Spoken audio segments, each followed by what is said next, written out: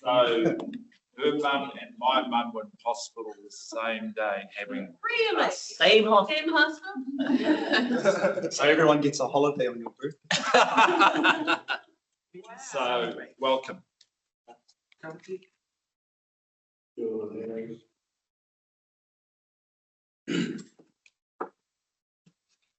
Karamora nui ki te pūkorero, te ahure wata mana wane ki te tahua, ki rangi te mana wane ki te tahua ki papa.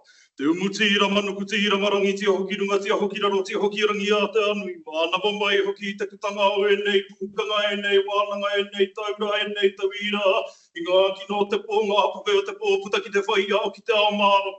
Tēnei te umu, ko te umu ka eke, ko te umu ka ia koe, ko te umu ka ia, ko te umu ngā kōrero, te wānanga, pauhiri, paurara, māti, a hui roto, māramai roto, wānanga i roto. Tēnei te Māori ka whakapiki, te Māori ka whakakake, ko te Māori o tēnei wānanga, ko te Māori o tēnei hui, ko ngā Māori o ngā kaupapa kōrero ka whakapuaki ake, ki runga ki tēnei hunga e tau nei. Turuturu au, ta turuturu a, tai whāno haramai, ta toki haumi e. Hui e, tai ki e. E honore. E honore. I te pere.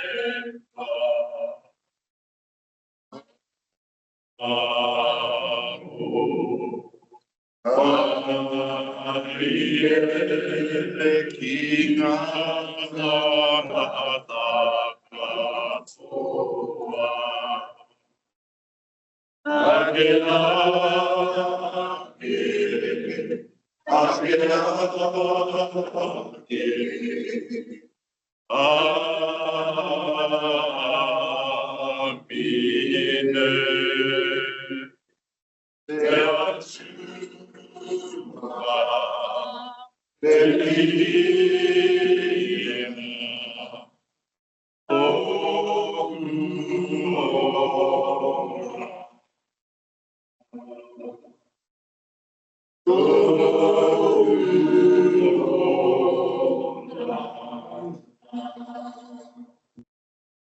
Pato mātou kai hunga tēnei te toro ati ki a koe ke tau mai o manaakitanga ki runga ki tēnei huihuinga o tātou. Ke tau mai o manaakitanga ki runga ki tēnei huihuinga ki a tika, a ki a pono, ki a ngā wari te haere o ngā kaupapa kōrero ka whakapuakina i tēnei rā. Kia tae kia mānu ai ngā waka, ai hihiatia ana hei oranga mō tō tātou, mō tō mātou rohe o te taitokerau, te taiwhakarunga ki te taiwhakararo. A tēnei rā, te tuwhera o te ngākau, o ia, o mātou, kua hui mai nei tēnei wā e pā. Te toro atu, tōri ngā tawhai, ki ngā hunga katoa, kei tēnei au e noho ana i raro i ngā pōrarurarutanga, ngā pōkai kahatanga. Kia piki te kaha, te ora, te māramatanga ki roto ki tēnā, o mātou, kia mahi i ngā mahi, e tika ana i runga i te tika i te pono, i te aroha i te rangi Māori e tēnei pā, ngā ino e whakapuaki ake ana i te ngākau tuwhera, ki a koe, tau mai o manaakitanga i ngā wā katoa, tēnei, ngā manaakitanga, ngā whakawhētaitanga ki a koe, i ngā wā katoa, ake, amen.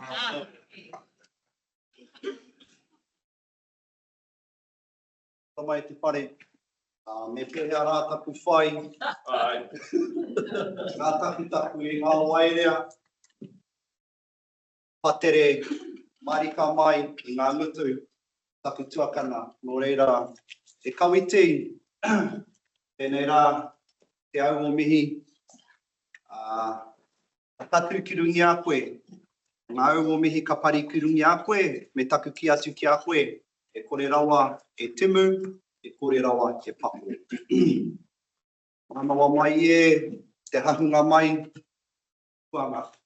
Manawa mai e, te putanga mai o Matariki. Manawa mai e, ngā eriki o te rangi. Manawa mai e, te mātahi o te tauhau Māori. Turuturu o ta, turuturu o tai. Turuturu o hiti whakamaua kia tīna. Haumi e, hui e. Koroto i te kāhui whetu e kia nei ko te whetu tapu o Pōhutu Kawa. A Pōhutu Kawa te kai kawe i ngā mate. Kawe atu ki Hawaii ki nui, Hawaii ki roa, Hawaii ki taputi, Hawaii ki pāmamao. Ko hakairi ake ki ngā rangi, e pai haka maumahara mo te tini ngā rauura o ngā ihorangi kua mene atu rā ki te pō. Rātou mai ko mai ana hei whetū ki te rangi, e whakaatu mai i te ātāhua o rātou mahi, a whikauri atoni nei kei wainganui i a tātou. Koutou te hunga mate, haere, haere, e oki oki. Te whetū, o tātou manako, o tātou hihia, o tātou moimoia, o hiwa i te rangi. O kohu te kawa tērā kua kawe atu nei o tātou tini mate, o hiwa i te rangi, kei roto pu i tēnei whare, kei a papatu anuku. O tātou tēnei hui mai nei, karapoti nei, i raro i te tāhuhu o tō tātou nei whare, tēnā rā tātou katoa. Tēnā rā tātou katoa i roto i ngā tuāhuatanga o te wā, tērā ngā kōrero e mea ana, a pōpō e hare i te mea o puanga, o matariki puano, i tērā rā nahe nahe. E rangi, mai te wā ka kite ake tātou, i te ahunga mai o puanga, i te ahunga mai o tautoru, o taumata mā kūkū, o ngā whetū tapu, i roto i a matariki, nā tainua ki tōna tōnga, ko ia te wā e ki anei tātou, ko te mātahi o te tauhau Māori. Nō reira, mai e kua tātou moimoia, mai e kua tātou manako, ngā wahaki kua roa nei, e piri ana ki te whatu o te ngākau, ki te whatu o te manawa, kei roto ia o tātou huhu mai nei, tēnā rā tātou katoa. E kipa ngā tirehia, ngā tautahi, ngā puhinui tonu, tēnā rā tātou katoa. E tika ana ki ahia, koutou e noho aki ko mai nei, koutou i roto i te ao matihiko, tēnā rā koutou, nau mai ki roto i tō tātou nei whare kōrero. E tika ana me tuku atu i ngā mihi, a ki ngā tini kaupapa o te ata nei, e haka nui ana, i te haka tūwheratanga o ngā whare ki roto i te hiko o te ika. Ki ngā kaupapa i haka tū ki roto o te kawakawa o ngā tihine, ngā kaupapa katoa e haka nui ana i tō tātou nei ao Māori. A piti atu ki tēnā, wa tātou tamariki, tai tamariki rangatira. Hare i te mea e ki ana, he rangatira moa pōpō. Ko rangatira i tēnei rā. Ko rangatira i roto i ngā mahi kapahaka mo ngā kura tuarua o Aotearoa, ki roto i whakatū. Mai i te rāwhitiroa, te pū o te wheke, ahumatu ki roto i te rangi a niwa. Tērā ngā kōrero e puta mai ana ki roto i ērā kapa o te hoi hewa a mohi tāwhai. E aro pū ana wa tātou tamariki ki ngā ōhaki wa tātou mātua tūpuna, ko tākue rongo nei, ko tākue ki tēnei, e ora tonu ana tērā tapu tērā mauri ki roto i wa tātou tamariki. Nō reira kia kaua tātou e oho, kia kaua tātou e māharahara, tā te mea, ko tākue ki tēnei, kei roto i ngā ringaringa, roto i tēnei whare, ngā rangatira, ngā whakareanga, orunga, ngā reanga, rite, me ngā reanga, heke iho, kei roto i warātou ringaringa, ngā kaitiaki. Nō reire mihi ana ki a rātou. O tia, kia tātou ko huhu mai nei rungi i tēnei kaupapa rangatira nei. E hikaka na te ngākau, e hariko ana te ngākau, a ki te kite i ngā kaupapa, ngā motini, a ki te hakarongo, hea rā te rautaki, te mahere rautaki, a hupēhea ana ki roto i te kerikeri, ki roto i a koutou. Tērā kupu hoki i puta, i tō tātou kura o te pū o te wheke, te kura kaupapa Māori o te kai kohe. Tērā kupu, nā kiu, te kiu o te wheke e kia nei. Nā hei ko tāna ko te ngete. Tērā kupu, ko tōna tūmanako e kore rawa tātou e kite i wetahi kaupapa i roto i ngā puka nei, kātahi tātou, kā ngete. Kāore, engari kia puta ai ko te hari, kia puta ai ko te koa. E tātou mai, hara i te mea ka haka tōro e nei mihi, engari nā runga i te tono, kawa ko te pātai, engari ko te tono o tapu whaia ahira, kia tuahau ki te tuku i ngā mihi, pau i mua i te timatanga o tā tātou. Nō reira tēnā? Nā honore, kara mai tā. Kia ora. Kia koe masa. Everyone. Tamati woke us up. Tamati grounded us, so we're not waiting. In terms of the process of we've got apologies from Initoe, Thomas and Pitta. Pitta's had to go to the doctor this morning. So just someone to move the apologies. Thanks.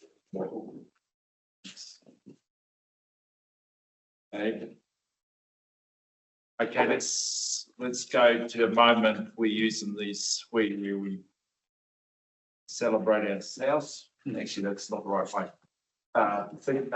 Report up about the activities that allows us to talk to our success and aspirations. So you just create a moment to list those. Tēnā tātou mōrena e te whare. I stepped in and missed the gym this morning.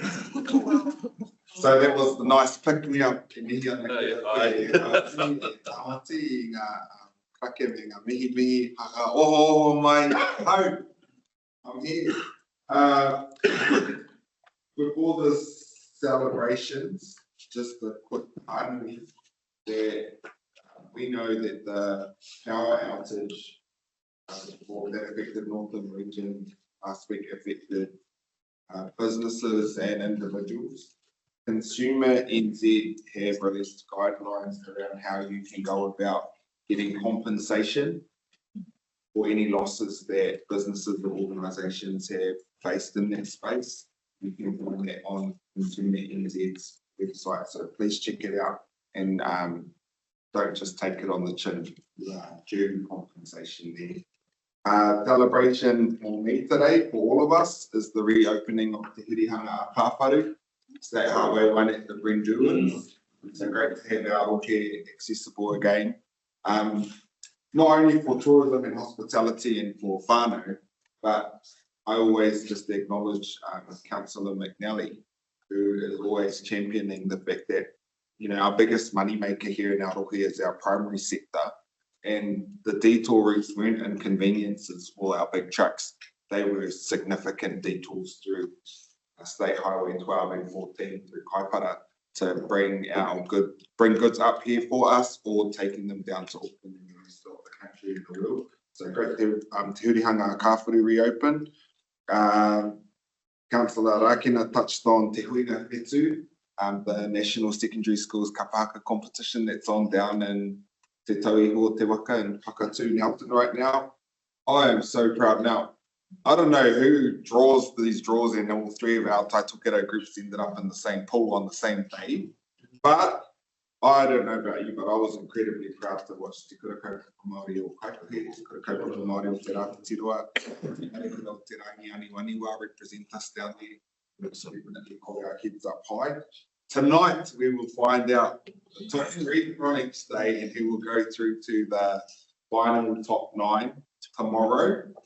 And I don't know, Hiwei Te Rangi.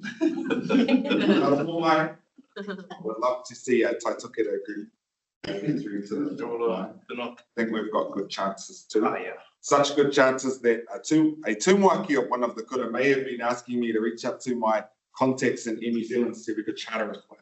We've been enough pilots or planes available today, unfortunately. And also just finally acknowledging, 2 more things. Right? Today, and because we've got Te Kuaka, we couldn't make it, but Te Raroa are celebrating the opening of their digital repository today at Te Ahu. So mihi nui ana ki a Te Raroa, and the importance of, well, we know, kōrero tuku iho and mātauranga, and the importance of storing that, they're opening their digital repository today. And finally, it's Matariki and Fuanga, and what a beautiful time to come together to celebrate, to acknowledge the past, to acknowledge the present, and to look to the future. And because the finals district is so big, we have a number of different kaupapa on, and thank you to our council comm staff who have reached out and put together on our council Facebook page a list of all the different events that are on across the final So go and check it out, and if there's anything missing from there, don't be shy to reach out to us so we can add it. Our district is so big and it's hard to stay across so many different pages or across different news. So I'm always proud of the fact that our council is one of those uniting factors for the whole district. We can also use that that unity to get district-wide comms across there. So check it out, and ngā mihi nui o matariki o Kuaka kia tate kata. Baby, kore wai. E pānui. John, got 3 minutes each if you want to add a pānui or the evidence. I'll pinch you 3 minutes.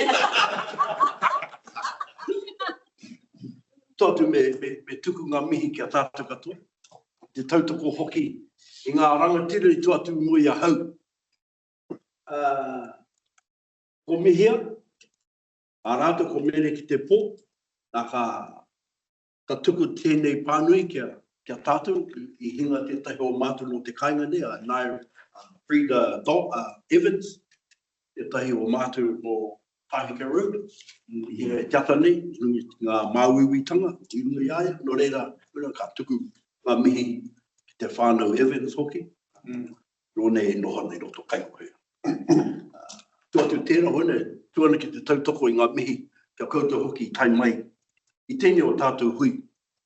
Me taku tino hari koa, me te raki, i tai au, ki tēnei hui, nā runga i te māuiwitanga, engari, i mea mai taku mehini tata nei, he negative taku COVID, mea mai taku wahi nei, haere ki te mahi.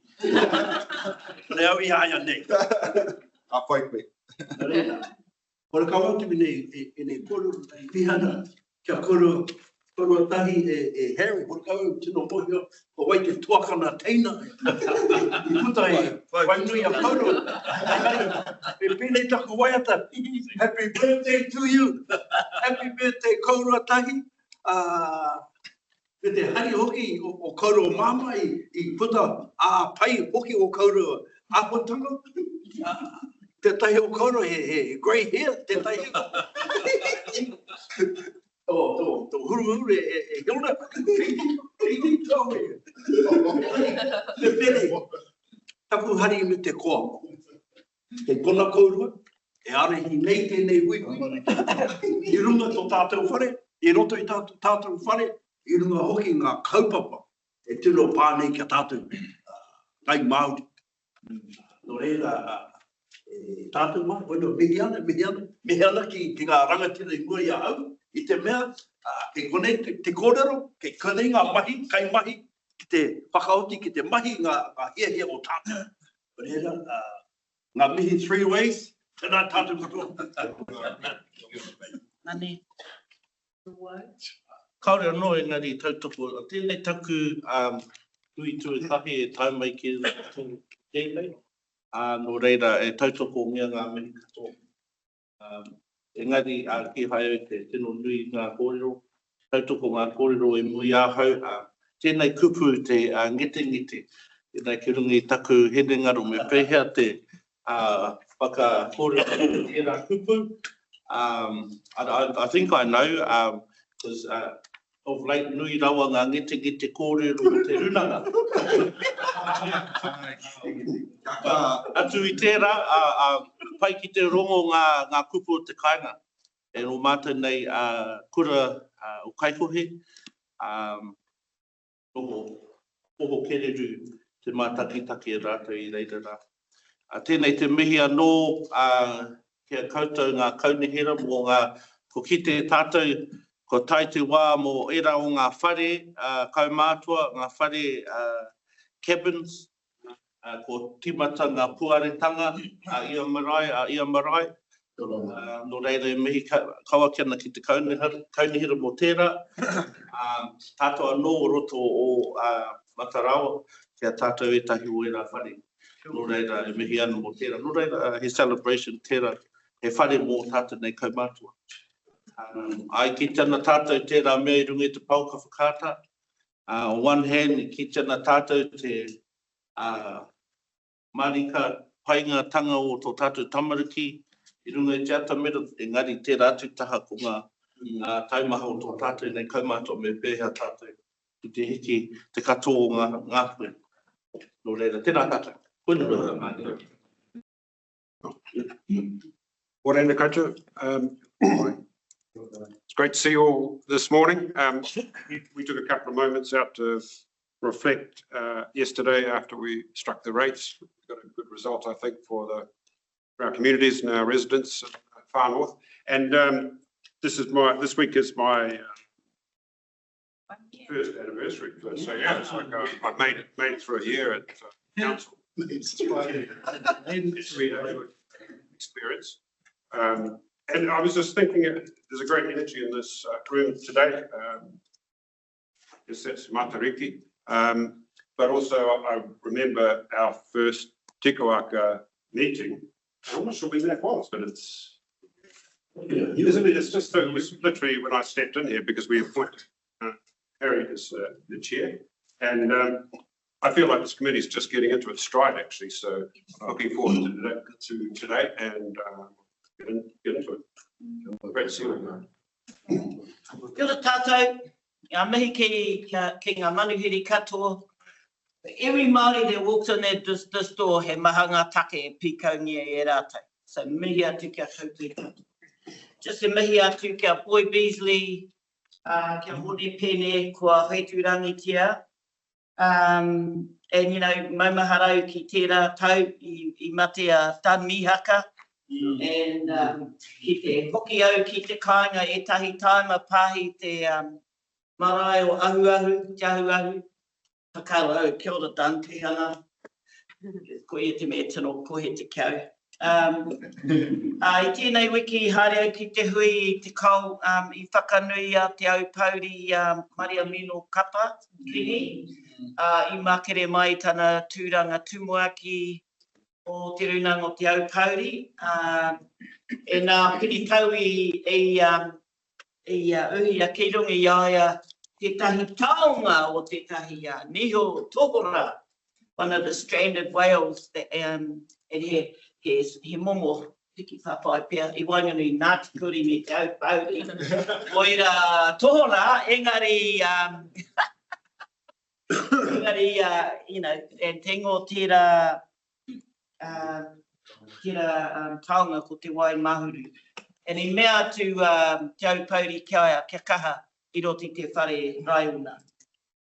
I tēnei wiki hoki, I ngā wiki e rua pia kua haere ki te maha o ngā hui Māori, ki te taha o etahi, he mea o Ngāti, he mea o Ngāti Rua Māhue, e hi ana te whakahoki te tahi mutu hore kaurihi. He hui me ngā uri o Pūmuka, mo te whakapai whakatika tērā whenua I Puketiti. I haere mātou ki te runanga o te runanga trust aini o te kahukura āre. Me te runanga o te raroa inanahira. I te atanei I haere ki te tūwheratanga o ngā whare e toru e kaitaia o Waitonga Papakai ngā te mahi nui o Katie Māori. He tino rau e tira I te atanei, he tūwhera he whare mo te rangatahi, he whare mo te mahi toi, and he whare mo te tahi wāna. And he tino ātahu e te atanei.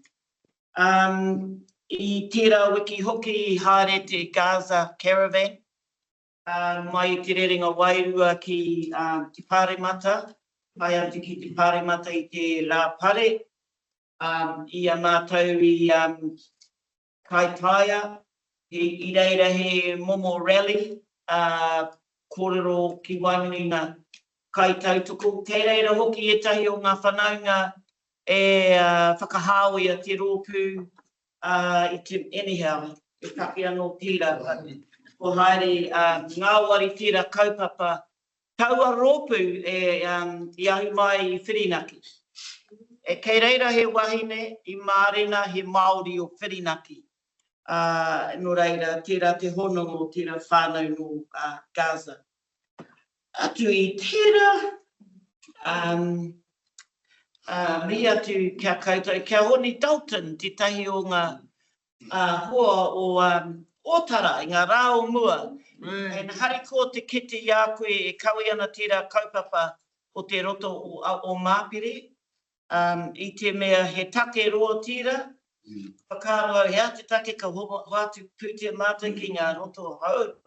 E pai atu te whakatika tira mea o Māpiri. Nō reira, kia kaha koutou and anyhow. That's my 2.5 minutes. Thanks, guys. Tēnā tātou.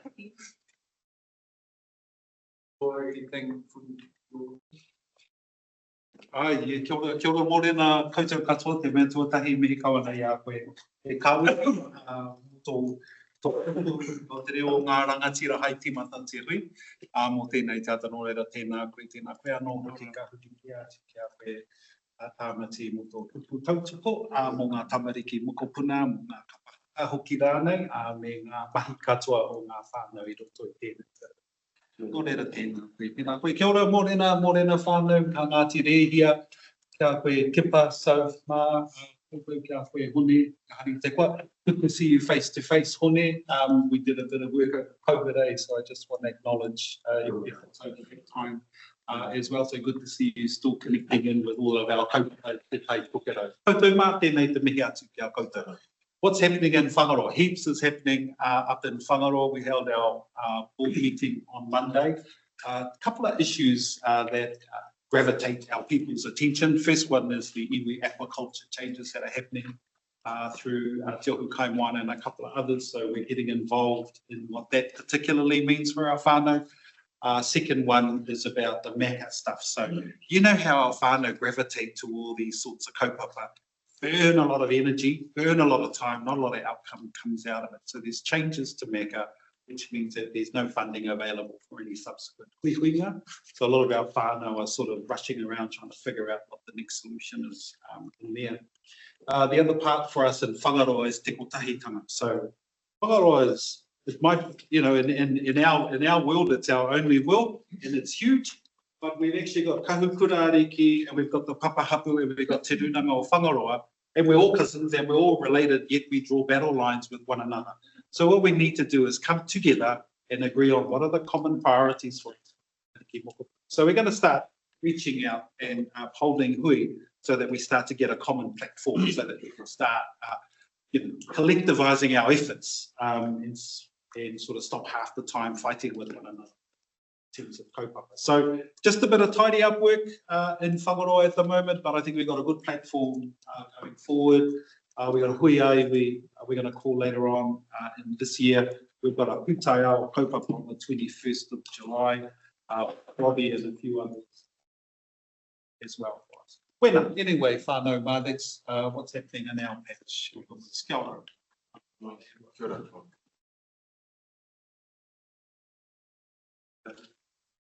I just wanted to acknowledge our citizenship ceremony this week. Usually there's at least one of our new citizens that will do their oath in te reo Māori. I counted at least 4, I think, on Monday, and it was so beautiful. Our new whanaunga embracing our language was beautiful. And yeah, something that I really enjoyed this term is Guy's relationship roadshow, going around the rohe, but most of the time everyone's coming to us. But getting out and talking to iwi and hapu, listening to them, I should say. And just if anybody has any issues with the tsunami alarm upgrades, please let me know. It's being rolled out across Whangarei district at the moment and far north. It's going through the consenting phases. I know some hapu have been engaged with, but just want to make sure that we don't have the same issues over the rollout down there. But they're much needed. New technology. That's me. Kia ora. Hone Kippa, anything you want to lift up that allows us to be Māori? I think it's the short end. Me tuku I ngā mihi ki a matua kipama I haka kamupi I a tātou o te tai tokera ki te tribunara. I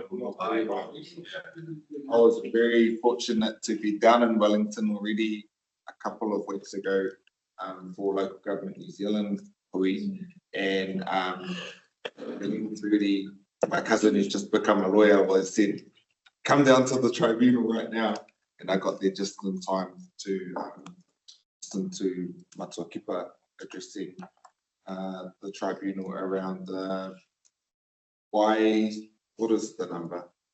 Anyway, the government, they're trying to take away te reo Māori from government departments or to lessen its usage. We kind of bucked the trend and all behind you is evidence of that here in the final. But it was a prideful moment for me as a son of the North to listen to our rangatira representing us so well down there. So mihi o ana ki a koe o te mai rangatira. Mō tāte katoa. Kumara, kumara. Pai te kumara. O ka kai moana mena ko tini te toru miniti, tō pātau Whakare te wati. Me tuku wa wata nei kororo te take hare mai mo te. Ana e kororo mai te titi. Pēnā rani me pānui wau. O, māna, pānui. Ngāri kei roto I kiri pēr. Te tahi o ngā mai e whakanui atu I a tātou. O te kaupapa kei te kōrero hia I kiri wei a koutou. Ka mutu a heringa o mātou hira o ngā whare, ta koutou whare o te teka suita, e tātou mau. Taha noto mātou hau ki roto I tērā, e tarahiti tō mātou ki roto I tērā taupaparaka. Ka whawhai tonu ki roto I tō mātou nei hāpori. Kia mātou anō, ngari e mea hari tērā. Ka mutu,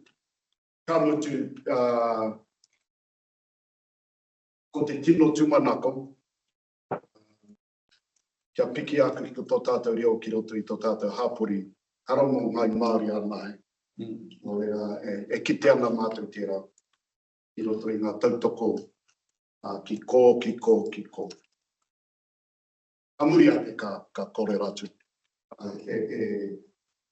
Harry hira, I te au te take ko whakahuangia tēnei rōpū, te Kuaka, te meka konea Ngāti Kuri e nohana, te hiku e nohana.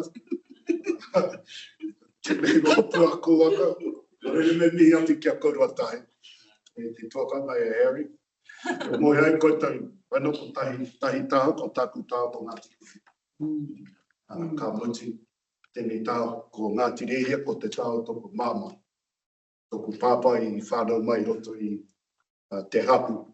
Kei reira ke toku krani māma me toku krani pāpai e kapato ana. O reira hari ana kei kona koe, tawhitira wa mōku ki te hoki atu ki te kāinga e hari ana kei kona koe rata. O reira, wana mihi kawana, tēnā kata. Tēnā. We're going to wait till later. Hey, quick. Okay. And you got not much. We. Kōrero tāri tai. E kōrero a tātēmi. Engari aroha mai. Kaue ure. Engari he wahine he tangata. Kia ora. Kia ora whai. And I know you let me speak in your marae, in the name of Honey. I ask for your permission to speak now. Engari, ia ki te wairua. Ia ki te taio. Ia ki te whanaka. We hold true to wairua. Our tile that surrounds us, what does that create for us as tangata and our uri moving forwards? I heard a kōrero when some of us walked in earlier. He hui a rangatahi, engari. Uncle. Tika tā. Engari, mā waira e.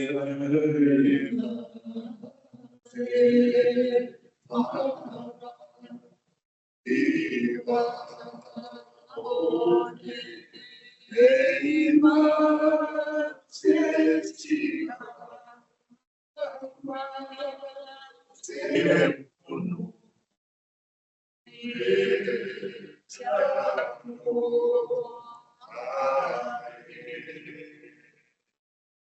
going to ask you to close your eyes right now, and I want you to imagine Tai Tokedo in 20 years' time. Tai tama wahine, tai tama tane, tai tama gender diverse, walking down the streets of Kaikohe with their heads held high, knowing their whakapapa, knowing their connections to our rohe, to our taonga, to the lake, to our maunga, and knowing that everything that they could possibly want to achieve is entirely in their nākau and in their ringa. Because we had the kōrero and we did the mahi now to relieve all the constraints that are currently holding us back. Prosperous maunga, prosperous lakes giving life, not only to the kai, the tuna, but to the ngāhere that surrounds them, to the job opportunities. We might have, if you are old enough to remember the Jetsons, we might have drone-derived businesses doing a lot of our work for us. We might have a lot of mechanical, robotic industries, but we are leading because we have somebody like Harry Burkhardt in our region driving and leading the economic conversations. All the other rangatira that sit at this table, I want to mihi to you because you all have your place in that moemoeā. But it is up to us now to have the kōrero, to put the systems in place to achieve that. That's my wero to you, and I want to thank you just for hearing that kōrero, and I'll let the deputations continue. Okay, so just building on that thought of what our moemoeā looks like, the privilege we've had as Kaua Taone over the last 6 weeks is to represent a shared view alongside what Whanau District Council is thinking about as well, to this current government, which in my personal view is responding in a cynical and bigoted way to us. Point one.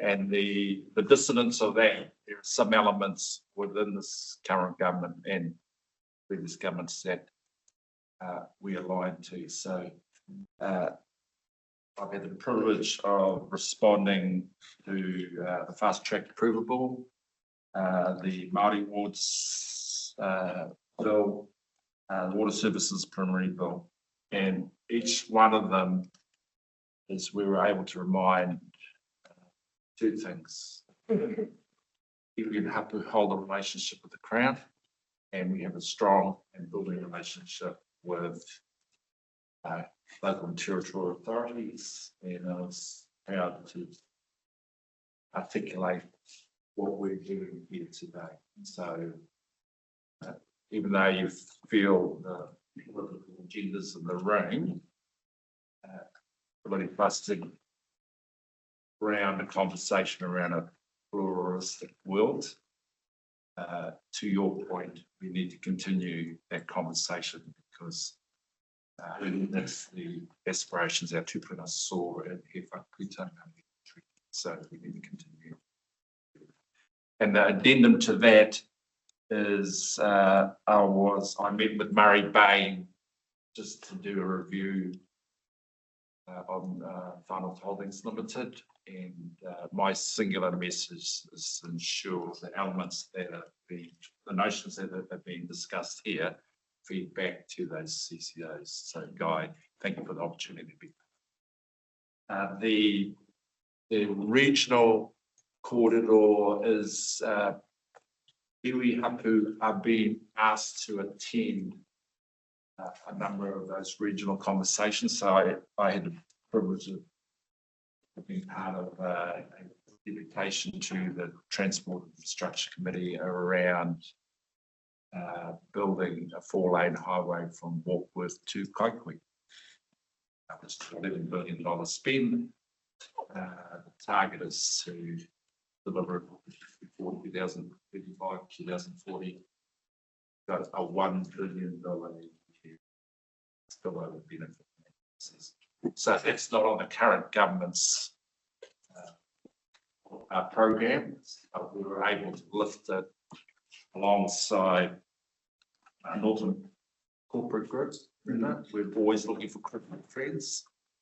They are good people wanting the best for Aotearoa. It's on the back of having good relationships with Grant, National MP, and also our community voices are coming through this conversation. So I think did a lovely way of, not a privilege, but I think it's a blessing to be able to drive through the Brenduans this morning in the sun, understanding those infrastructure connections are really to our whānau, not tourism, not to our agriculture scene, but fundamentally connects our whānau. So that notion of singing from the song, same sheet, the same song sheet, alliteration wrong, is that future space we're creating, and it requires us building relationships with people who care. So the last bit is there was a small group of us went to Honolulu in front of FESPAC, and we met with whānau from Rapa Nui, from Tonga, Samoa, Niue, Tuvalu, Guam, Melanesia, Palau. And so taking a voyaging narrative beyond the horizon, and I'm reporting back, and what the report back looks like is there are people out there like us, who think like us, look like us, sound like us, have the same pain points as us. But the takeaway for me is they're not as angry as me. And so I had to learn to tone down my anger button. And I'm not naturally angry. When I talked to Scotty Morrison about it, his view is, oh, they come from a warmer country, so they're happy land easier than us. They have the same righteous indignation as us, but behave differently. The Americans, Hawaii and Guam, use their islands as bombing practice. So different reflections, same kaupapa, same narrative. And that's on the back of that whole renaissance around Laia. It was a wonderful privilege to be part of a group. Looks like us, sounds like us. Thank you. Trying to dial down my anger, you know, every reason to be righteous indignation. Thank you for allowing me to share that and keeping that those notions that allow us to go to that future space you just started. Thank you, everyone. Okay, let's go to the deputations. Money, I was going to get money to do a mihi to you, Kipper, but I think we've done 9 mihis. So maybe we just hand it over to you and Normally wait for the 10th one, but we'll settle on 5.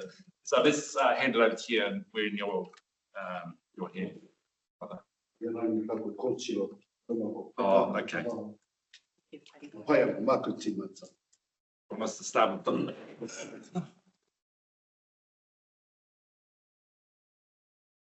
Matariki nui, matariki roa, matariki take, matariki wānanga.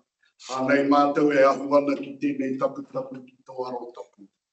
Kia arahi ana koe a mātou e whai ana i te aka tapu ki ngā hua. O matariki, nuku matariki rangi, matariki no nehera. Kia uai ki te matapuna o te ora. Au anō e matariki e, matariki e.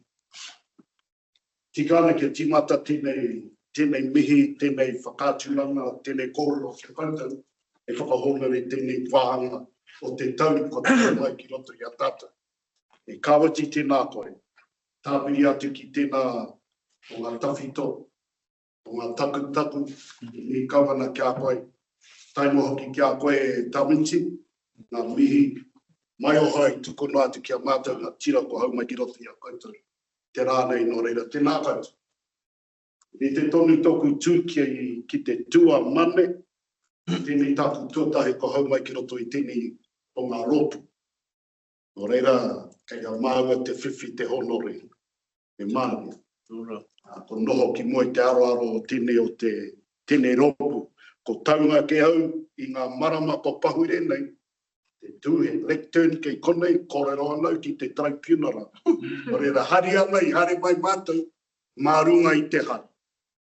Ore kaua mātou raru ki tēnei ropu, hana hare mai ki te pānui atu e akenga mahi nei a mātou i roto i ta mātou nei. I riua ngāti rehi ana. Nā reira, tēnā koutou.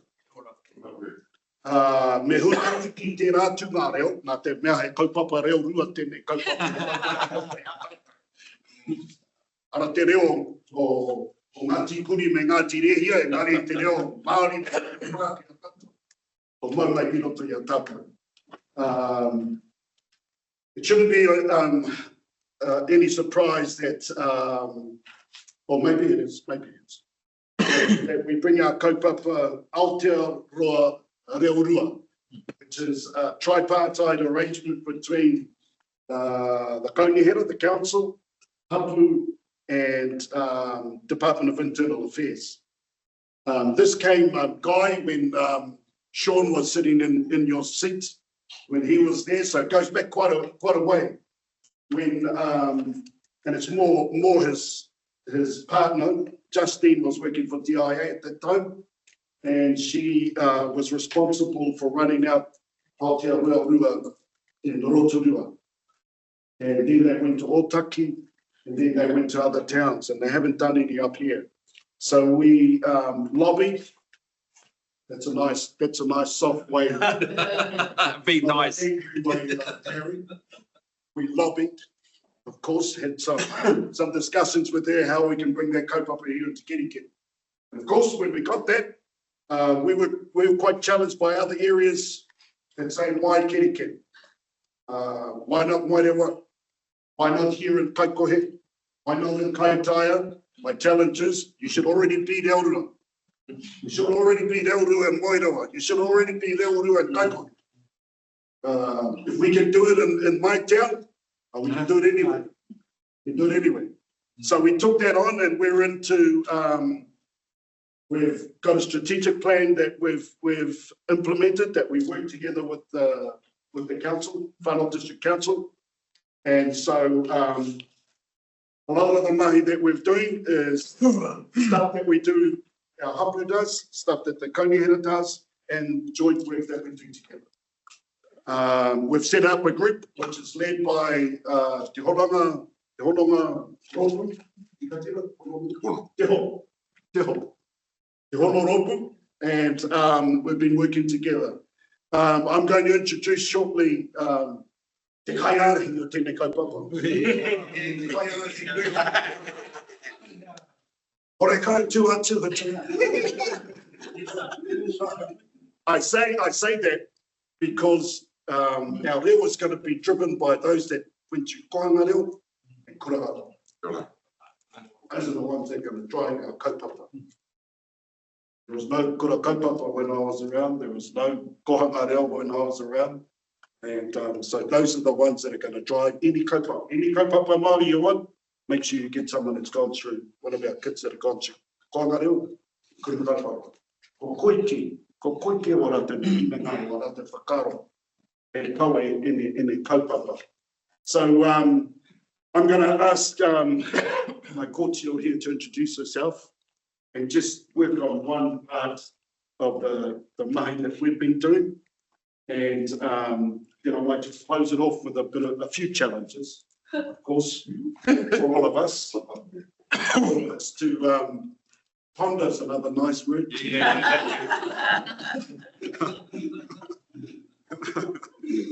So I'll chuck you some more nice words that you can just deal with that anger issue that you You see, the further north you go, hey Harry, that's what happens, you see. That's why we like that. So anyway, bilingual towns is the kaupapa for those that haven't heard of it. And it's about what is it that when someone arrives to your town, that they see visually, they hear, that makes them think, like, well, we're in a special place. Because if we can get that, it's going to be a special place. And our kōtiro here asked us to consider what would we like our place to be like in 20, 30 years. We call a hui and keri, and we gathered our community. And I'm also a trustee on our keri. You see a lot of that paperwork crossing your table. Whether I agree with it a lot is another thing, but it comes across your table. And so we called a similar thing of our community probably about 4 years ago now.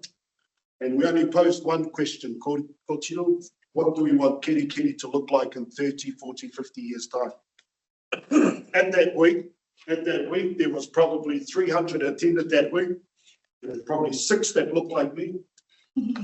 And of course, there was ideas all around the place of what keri should look like. At the end of the week, of course, I was taught well by my kaumātua kuia, you say nothing.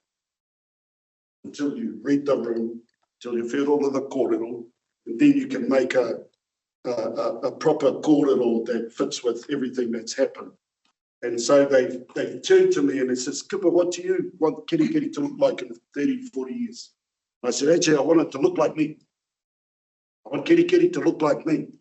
And of course, 294 people in the room were aghast and wondered why I would say that when I was, of course, outnumbered. And I said, but in 30, 40, 50 years' time, I might have red hair, blue eyes, fluent in Te Reo Māori, know everything about the community I work in, I live in. Culturally, I know everything about the history and culture in this place. So that's what I want keri to look like in the next 30 years. And part of this, of course, is a little way of getting us there. And the challenge, I'll do the challenge now because I'll leave the rest to Sophie. The challenges, and she's going to talk about a series of wānanga that we've been running with our community. And we're blessed to have the last wānanga we had with our own kaumātua kuia. And we challenged ourselves and said, and this is a challenge for everyone, because I've heard our reo racing the roof in our whare here, tō tātou reo rangatira. So when you come to the keri, kōrero tō tātou reo. Those of you that are fluent in my language, when you visit keri, use it. Kia rangohia. Rangohia tō tātou reo. Ako ko koe nā anahi, koe me tohua. You're there and you're meeting someone and you're both fluent in our language, use it. And then it just gets used to people. Order that scone. I don't know what scone is in Māori, but find a word for scone. Order it in that way, and then if they don't know, oh, it's a scone. Thank you very much. So, nā reira hoi nā no tāku, hei tūwherangia, hei puaki, nā atu I tō tātou, pai arahi reo. Kaua ware, ore kau tu atu, I wa tātou tamariki, I tupu mai I te kohanga reo, I kura haiwa. Ore kau tu atu. So that's our Hilda knows. We want to get a kura. This is going off the track a little bit. Kura kaupapa. next year is our challenge to get a kura kaupapa in Kirikiri. Because of exactly what I just said. Kids or the adults that will drive our kaupapa Māori will be the kids that come about our koronga reo and our kura kaupapa. So, me mai ona atu kona, sauf, ka tuku noa te kia koe. Hei kōrero atu ki ngā hunga nei. Tēnā koutou, muri mai ka. Ko Panguru, ko Papata, ko te rākau tūpatapata i tū ki te hauauru. Ko ruarei, ko raparapa ngāuri o whare i te rangi. Te anganga titi oho a tū te ao tū te po. Tēnei ka mihi kia koutou katoa, hira tū tēnei mō Lions Den me ki. Engari ai, ko hau tēnei, he huri no roto o Panguru Papata, i tupu mai i roto, i raro i ngā rekereke o Panguru Maunga, anō nei he raukura no te kura kaupapa Māori. Reo rua, yeah, we're going to do both reo today, whānau, because that's just literally what I do. Mō kuake, hai ariki reo mō tēnei o ngā kaupapa. Engari, this kaupapa is obviously bigger than me, but Uncle already started the challenge. Was actually, one of the challenges was said the other day was, it's free. This kaupapa is free because it starts with us. Halfway. So, ko Sophia Thomas tōku ingoa. As I mentioned, I grew up in Panguru, literally born in Panguru with my kaumātua and kuia. So I have an old soul and I love being around my kaumātua and kuia. I went to Kohanga Reo in Panguru.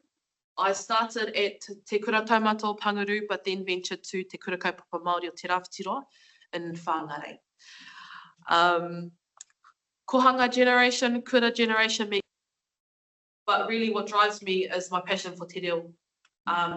To see our reo thriving within our communities.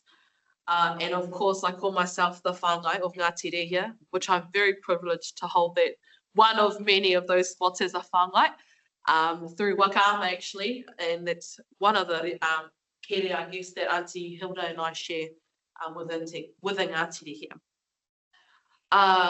This kaupapa, I looked at the contract, I looked at our strategy, and I said to myself, me pēhea au e tutuki pai I ēnei wawata. And so I looked at our rangatahi. So Uncle mentioned that we've been doing a series of wānanga.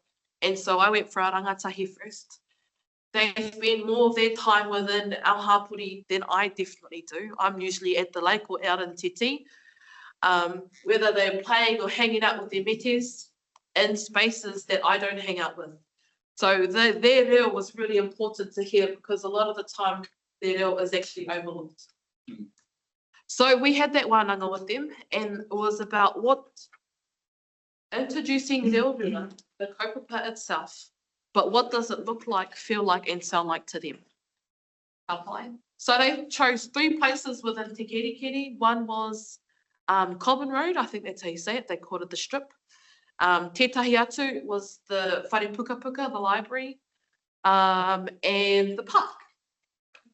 And so they had these, I should have brought them up. They said, take the posters with you. But they created these posters and what they want to see in those spaces. Now, the library, per se, the Māori section in the library is far down the back. Now, I didn't even know this until the kids told me, actually. Right down the back, little section, no one knows where it is. Like kaupapa that they brought up. The other one was, okay, so if we think about the subways, and it's not that we can change these brands or chains of wealth, can we? But those are some of the kōrero, that's some of the kōrero that our business actually, this is what we want to see, this is what we want to hear. And even coming up with a cool as idea of creating Spotify playlists for our businesses to be using in their businesses. Our second wānanga I had with a rōpū of diverse members of Kerikeri, and I say diverse because they weren't Māori. They weren't all Pākehā, they're actually from Germany, Holland, something. There was a real amazing group of people that were nominated. And they talked about what that looked like, sound like, and felt like for them. One of the biggest challenges for them was being taught te reo Māori and retaining the reo. or having a place or space where they continue to grow that reo. So how do we support them in that space? Well, looks like I'm going to be a teacher every day. And yeah, there's just so many, there's all of these wawa that we want for our people. And it's not just Māori, it's our community of teke. Our kaumātua and kuia, we took a blast, we took a bit of a hikoi on the past, present and the future and what they want to see for them. But te kerikeri is special because it's more, it is bilingual, but it's more bicultural making. But yeah, the biggest thing and one of the key points that I took from all these three wānanga was actually it's free to become a reorua community. It just starts with us. So whether it be the kia ora, whether it be us supporting, obviously creating spaces or places. Now, Pipsqueak, I don't know if anyone's been there, Pipsqueak. Now she, the wahine who owns this business, she creates a space for reo Māori within Te Kerikeri. Every Friday at 1 p.m, reo Māori Cafe is what she creates in Te Kerikeri. And she always says that she's not fluent in Te Reo Māori, but she loves to support it. So my next kaupapa and wānanga will look at our businesses in Te Kerikeri and how we can support them in strengthening, whether it be the kia oras, the ina koe, ngā mihi o te ata, te ahi ahi, just those one-liners that help them not only thrive with Te Reo Māori, but support Te Reo Māori within our community. And it's not about having, well, if I could, I would just blast Te Reo Māori everywhere, obviously. But it's about te whakakaha, te whakamana I Te Reo Māori, anō nei ngā reo e rua ki ngā taha e rua. So strengthening both sides. But also in the stream of our strategic plan is to enhance Te Reo Māori, the mana of Te Reo Māori, and how do we do that? So through these series of wānanga, that's how I've been doing it with our group. And so there's a lot of mahi, and we know that that goes into this kaupapa, and it's not a one-person job, it's an everybody job to get on the same waka, to drive this kaupapa, and yeah, he maha watu. Ai. Engari, ai, that is our reorua so far, e te whānau. Yeah, and we meet with our te hono whānau, and we're going to actually give it an identity, which is one of our next steps. Engari, e mihi ana kia koutou katoa. It's great to be in this room full of people I already know, but also in this capacity of mine. And I just throw back, just a quick throwback to when we had the Mayoral Candidates Night, and the Ngā Tai o Tokero, the Bay of Islands, and the Whaingaroa. I was always MC, so it's beautiful to be in this space where you're all doing what you do. So mihi ana kia koutou katoa, anō nei, the movers and shakers in the back as well, because as you all sit here at the table, you all know that behind every one of us is also the team that. So e mihi ana kia katoa ngā te hi.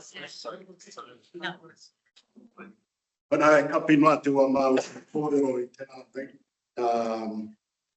Council especially would have seen that we've created some initiatives that allow this kaupapa to grow. A lot of those are naming of developments, naming of kaupapa that we have in our district. And it's important because everything's about an identity. North Tech is Te Paua Manako. We've got building developments that we ran and facilitated those processes. So when people have an identity, then everything aligns to it. So this is what this is all about. What's our identity in our town? And we want that identity to be this. So me kawana kia koutou, me mutu maua I konei. Ko koe matariki te kaiwhakaora I te ao katoa. Tēnei tō iwi e inoi atu nei aroha tia mai mātou. Nā ngāki tia mai mātou I roto I tēnei wā, aue matariki aue. Aue Matariki awe, o koe matariki, e kai whakaora, i te o katoa. Tēnei tō iwi, e inoe atu nei arohatia mātou. Mana ki tia mai mātou, i roto i tēnei wā.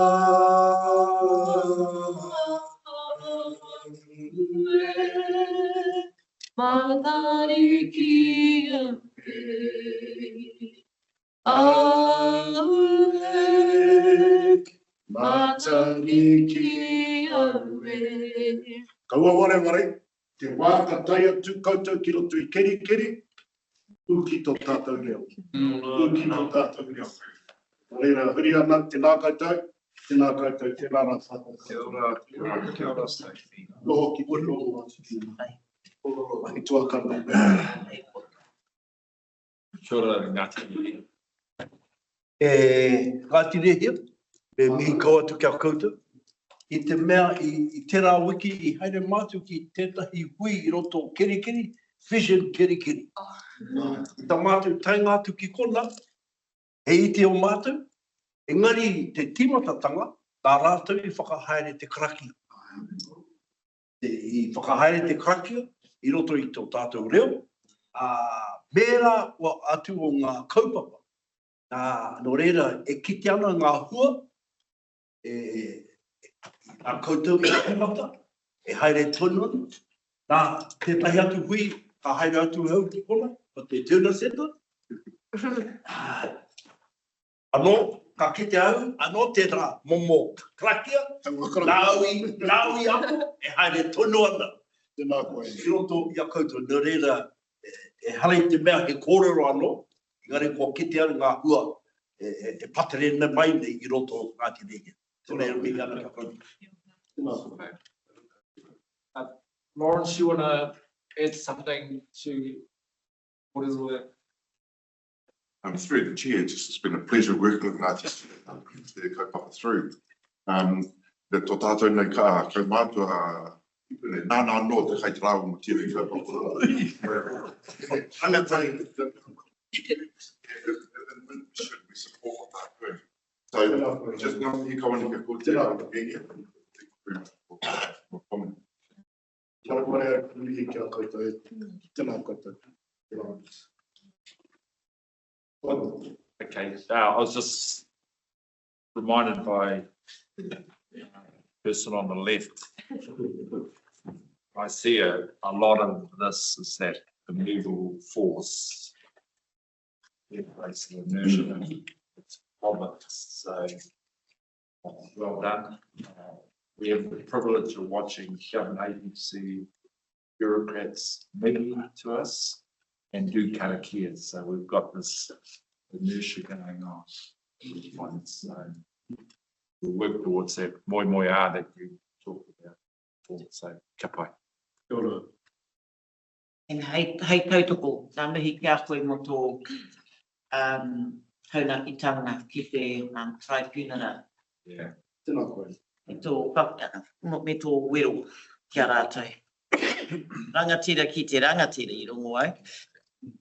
And thank you for those words that toned down my anger. Okay, Pune, we're all yours, brother.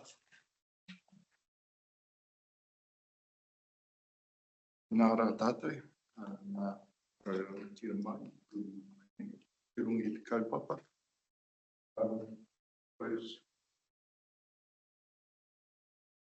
What's eloquent is I'm operations guys.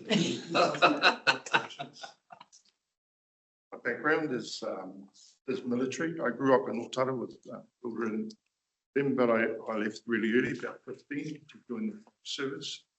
But my focus has always been FIL. That we spent most of that time shooting things. It's probably not relevant to its current kaupapa, but it led me into my next sort of lot of training, which was in the military, 38 years in the military. The planning processes that I learned there helped me to write plans for the COVID worst case response in Te Tai Tokerau, and what was meant to be 500 tanks for Hokianga, but actually they went up north, so part of that plan as well for Nima. And now I'm working as partially working as the project manager for Lake Mapere restoration, which sort of leads on to another bit of work we had done here with Te Kotahitanga e Mahikaha Trust, where we won the 2022 Supreme Award for Environmental Action in Tasi. So the environmental stuff has always been in my heart. I think it's a direct or a really tangible link to our past, and especially down at Mapere, it's very easy to feel our tupuna there and to think about what is right. The other thing I really wanted to talk about was about vulnerability, and about the vulnerabilities that an organisation has if it's picked purely on whakapapa, and they are placeholders, and they've held that place for over 20 years. And the vulnerabilities that I'm talking about held within our trustees. But without them, we wouldn't be at this point. So it's how do we whakamana them, and how do we move ahead with in an environment that probably is not to their suiting. And so I think one of those, the point that I would make with that is that it would be through organisations such as this that support would come through, and that's what we're asking for is for the support. As far as the planning goes, I can't really talk about the detail of the planning because we have gone into a quite a deliberate way of planning our outcomes for the lake. But what I can say is that it is, I just said it was deliberate. It really addresses some of the key issues that have not been addressed in the past. It is based on science. It is based on mātauranga. And the mātauranga that I'm talking about is the continuum that we have with our kaumātua, and that Whaiani still resides on the lake. She can tell me that there was no mud on the lake floor when they used to go swimming. So as humble as that sounds, it's a really powerful driver for the way that we are directing our kōrero towards those organisations, both government and non-government organisations, that we will be asking to provide the funding. I think people should understand in this forum is that my military training has always been based around the worst case scenario. So, as if life's depended upon it. And we'll do anything to make sure that we achieve our mission. And that may include fast track. It is not a political stance. It is purely opportunistic. And if we can bypass all of the rigmarole that other Māori incentives have had to go through, and that is what we will do. As far as addressing the lake issues, the key issue with the lake is that there's been haru flowing in off the land, and it's in the water, and it's full of nutrients. And I'm not a scientist, but I understand the dynamics of that. And pouring water on top of that is not going to fix it.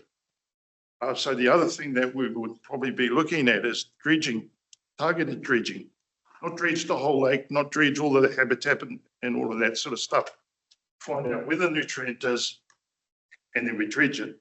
It's a very military concept, and make no apologies, that's how we've been trained. So that has to come out. or some of it has to come out to the point where the overall health of the lake improves. It stops turning to algal bloom. And from there, we can start thinking about the future.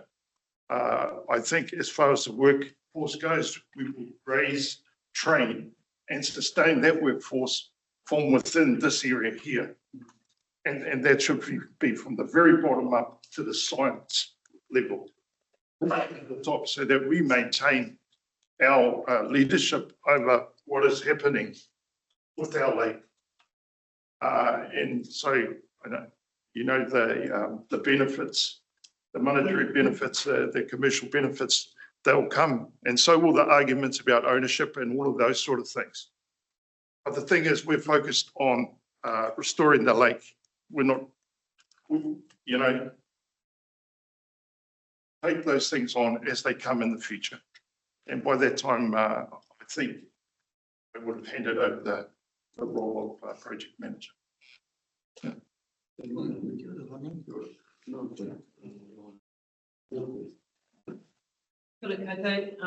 Thanks, Hone. I just wanted to mihi as well. So both Marianne, as a trustee, he uri ki aia kia rō Pāka, the Lake Hill Pāka, who led our claims for timelines. So just mihi to Marianne, who's together with myself have been trustees just over the last year. Just also wanted to mihi to Mani for holding the space for us, particularly in this environment, but holding the space at the lake to get on with the work that's needed to be done, as Hone's already echoed, but also mihi to Te Kuaka for inviting us here today and allowing us to have this kōrero and ideally engender your support. Just one point I'd just like to reflect on is we've had a number of engagements and just acknowledging Matua Tamaiti, our chairperson. They've had a whānau emergency today, so can't be with both him and Marianne had met with Moho just over a year ago, actually, for the first time, regarding this new direction for the Lake Trust. Our CEO here joined us for a planting day in October last year, which was fantastic. So it's not just about the hui, but it's about the hononga. Bought an amazing cake that everybody loved, went down really well, but and he also helped put out signage and things like that. It's those acts, those deliberate acts that resonate. It's the difference between walking and just talking. But there's going to be a lot of mahi. Hands and feet are going to get this lake cleaned up. So how do we emphasise action and get outcomes, and how do we move through some of these processes? I did have one hātai. We did actually apply to the long-term plan for support as the lake as a future water supply to support in times of drought or natural disaster. And we also did invite interest as a hub of Indigenous biodiversity. I'm not sure if how many of you understand there's a plant called Isoedes kirki, which is endemic to that lake. Doesn't exist anywhere else, and it can't live in the lake because of the current state it is in. So it's a threatened species as according to DOC's list. And so it is Indigenous biodiversity. There are also other taonga that can't survive. The kiwi used to be in there, it's not there anymore. There is a section in the RMA, section 31, which states that it is actually the territorial authorities, or FNDC, who have a responsibility to the maintenance of Indigenous biodiversity. So my question to you is, given that's there in the legislation, given the role of Te Kuaka, how can we activate, get those outcomes? I know there's a lot of brilliant minds at this table that know how to do that. So very much appreciate your support to get these things done. Probably just one last thing, writing that LTP submission, neither Marianne or myself are planners. So in future, the ability for Māori organisations such as us to have access to planners, and I know you've got a fantastic team in council, but having the support of a planner to potentially awhi that process would be fantastic. And it would actually mean you're getting things that are written in the way they're supposed to be written, and we actually get the outcomes. So that's just another opportunity, I think, to partner with council to get some early ones. Kia ora.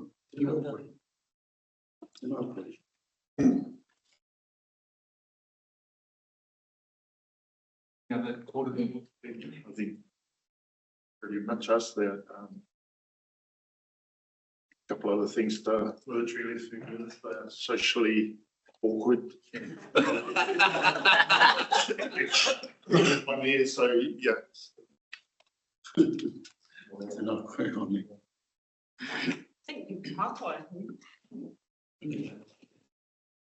Okay, let me just round up on your corridor. Everyone in this room will be hardwired to the Māori of the body. So the next trip, it's not a trip, is how might we lean in to give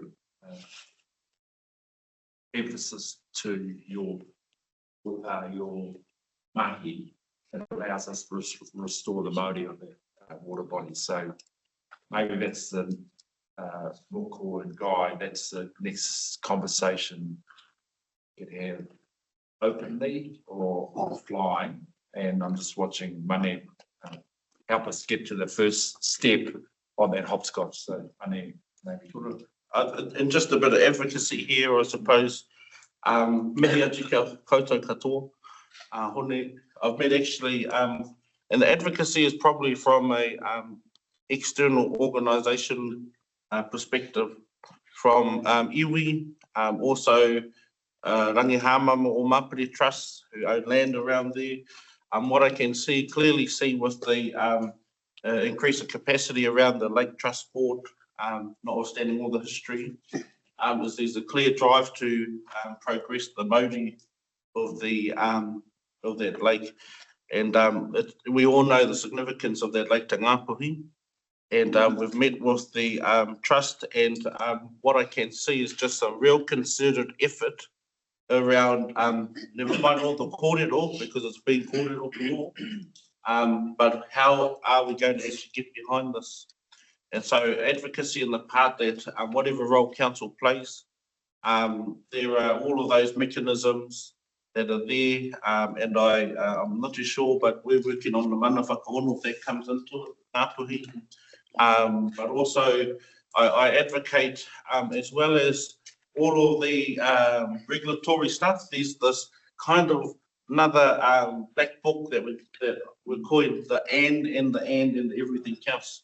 I was in the hui and they're calling it the anō and anō page, because it's the anō and anō page where we get creative and we do things without all of the red tape. It's actually where we get a lot of traction as Māori, because we always will look to that the paper and the legislation, but let's get creative around what is the anō and the anō here. And I'm just saying that actually with all of the entities and the council and however we do this, we need to really get behind it.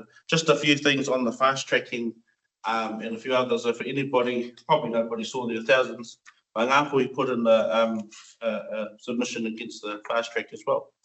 But it was very much in the line around not cutting us all out and being opportunistic in opportunities, but we just defaulted back to the anō and anō for us in that space was we will make the call on certain things. And I know Uri and the Hapua Kaitui and Babe, and that's a space we're excited to do and progress. Obviously, it will come down to resource, come down to pūtea. Well, just, you know, that's where I think these doors need to be knocked on and have the serious kōrero. And I know there's a lot of kōrero about that, but let's not stop trying. But this is probably more kōrero about advocacy and where else in the other local government or even regional spaces can we push? Yeah, te mihi atu kia koutou. And yeah, tautoko this kaupapa matakawa. Also looking for just a real action action on what this part of the equation can do. Koina, tēnā koe te chair. Kia ora. Tō tahi, me mihi kōtou kia koe. I'm really pleased that the representation from the lake is coming forward. And that to me is a huge progress because the lake as a resource for the whole area, but it's also a tonga for Māori in this particular area. I've witnessed the taniwha that still lives in that lake in my time when very few of us took a W6 builder onto the lake. And 11 o'clock in the morning, you can imagine, beautiful, serene. And we approached one particular corner of the lake, and all of a sudden there were 3-meter swells, just came just like that. And I remember Wallace Paul was in the front, and he yelled out, "Huda, beep, beep, did the kalakia, you beep, beep, the wrong kalakia." Turn our waka around. And we came out of that spot, and it just calmed down. To me, it was evidence. You don't have to be rockets. But to me, it's a key resource because we want to celebrate the competition like Lake Manawai over in Kerikeri, so that our tamariki over here can have a wakaama club. Our tamariki over here can experience a freshwater lake, paddling, playing in those areas. So as much as advocacy is really good, I think this needs to be somehow brought to our to the head of the council, so that we can actually identify where best we can support this concept moving forward. And lastly, I just want to acknowledge Hone because growing up, Hone was one of our tuakana down at Winkies. And they used to come down with great knowledge and everything. And I do remember Hone used to come in his army gears, and we couldn't touch Hone because he was always on the case. Everything. So acknowledge you, Hone. Yeah. Can I make I've not been in and out a little bit. Can I make a suggestion as a starter for 10? Acknowledging the fact that all we did was note the submission to our launch campaign. Didn't put any direct funding to that, but the start of that conversation is now. A lot of the mechanisms that we use to work together and better with group efforts across the far north is that we do have a number of groups that will request to have direct representation present. So maybe it could be a case for the trust requesting to have someone appointed as a representative for us there. And I'd say the same for regional council, so that at every hui you've got a Māori council and a Māori regional council who then are feeding back to us here as a starter, and that could inform what our next long-term plan looks like in the jurisdictions. And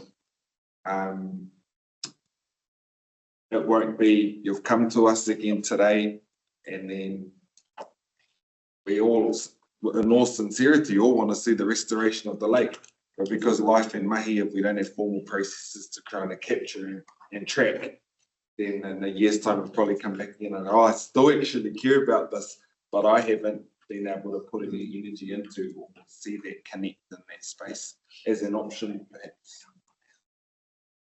Well, I think we'd love to take that opportunity up, so I'll let you minute that. We've got it in writing. Tū mane is kōrero anō. I did hear Harry suggest another conversation, that maybe having some other steps potentially, or just seeing what else is on the table. I guess, and I'm happy you mentioned more, that you've got connections at New Zealand, because I literally, when I think into the future, I think Moko Tapani are doing this emergency safety thing in the New Zealand plane, and you see Moko walking around the lake with all these Cody and things, and he's guiding people how to be safe. But that shouldn't be out of our reach. Those moimoia shouldn't be out of our reach. And so just acknowledging that, and the other opportunity Harry mentioned, and I guess you have to decide who that person is. As we did say, and I'll just my good friend Anne Court, who's on the camera, who's trying to support us as well in our LTP submission. It's great having business people at the table, because at the end of the day, as Mone said, your life depends on it. So you have to make decisions that are about getting things done, getting the outcome. It's a difference between Māori being a cultural thing for Northland versus Māori actually completely driving the economic development in line with our own values of our taonga and protection, preservation and prosperity. So I just want to leave that with you. There's some great opportunities here. Appreciate the whatever we've had.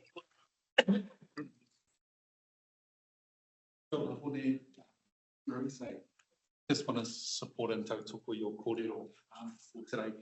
In great kaupapa, we're all invested in this one here in terms of the restoration. Just a couple of things come to mind, probably not from you, but this is something that I'm always reflecting on when we bring these sort of kaupapa into these sorts of spaces.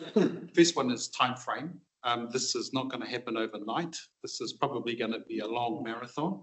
The second one for me is joined upness. Who else is joined up in this as part of the kaupapa? So you might have one trust here, but you have landowners over here, you have other organisations. So just sort of acknowledging that it's a landscape approach, I think that might deliver the benefits. I think you probably have already considered those things and looked at those, but I always think about what are those little roadblocks that sort of give people pause as they start their journey along the way. So just wanting to just acknowledge the kaupapa, but sometimes I'm just trying to think about who else other than FMDC, Te Kuaka, NRC, are missing from that picture to be able to get that traction that you need. Anyway, I can speak quite quickly about that. The first bit anyway, and then just talk about the interaction with other people. So from a practical point of view is that we can actually do it. That's the big one. There's 44 million put into auto weddings, and the equivalent surface level of that lake equals the top 33 centimetres of Lake Omapiri. The other thing about Omapiri, it's 1.75 to 2 metres deep. We could roll a digger in there and dig that stuff out. There's a whole lot of practical things that we can do. So where does that put us? What it says is that, okay, what we don't know is we don't know how long it's going to take. When I talked to Antiani and a lot of people that lived around the lake, if we talk about removal of that stuff, it may be quicker than we think. I'm not going to sort of think that by talking about it, but we can actually do that. I guess I would give a time frame of 40 years. I would give a time frame of around 5 years before the water quality improves to the point where we can filter it. So that maybe we test it on stock first. I know that at the moment stock can't drink it, they get sick. So, if we're going to pour that stuff onto kiwi fruit and all that sort of stuff, I guess that's where we're going in the future. Then first of all, we need to test it out, and first of all, we need to do something about it. The lake's not an economic proposition until it's fixed. Right. I'll just do a quick roundup. Reese, Graham, Lake Omapiri Trust, thank you for coming on today. As you know, I was encouraging you just a couple of days ago to get along here. I think you can say Lake Omapiri restoration is well and truly tabled now with the Kuaka. And in terms of the, what do we call that? The joint upperness of this whole project, I'm actually very positive about this. I think everyone knows this is vital cultural and environmental project that needs to be addressed. And that'll lead to well-being and prosperity over the long term. So what we have is my understanding, you have a business case and funding for that. Becca's helping with that. So we will actually be delivering a plan. We have the chair of the Kuaka Water Trust, Barry McCulley, is absolutely supportive of this initiative. We also have NRC, the chair of NRC is very well briefed on this project and across it. And I'm certainly staying in touch with the process and keen to support. So I think at this stage we have not incorporated a hard dollar amount into the LTP for this project, but I think we can see a very clear pathway through developing a business case and then looking at fast track and then learning more about the regional infrastructure funding that will be becoming available in quite near term, I think. So I'm very positive that we will get some momentum going here, and I think you're all very well supported. So, Right. So just going to the anō, not the ane. Your ask in your submission is quite clear. So there's no variation on your ask in there. I think everything's on the table and we're very clear, and I acknowledge Anne because we're having a bit of back and forth in the submission. We don't want to assume a zero-sum game. We don't want to assume that just the people in this room are the only players, okay? So we are talking to everybody because everyone has a role to play. This is a mammoth task.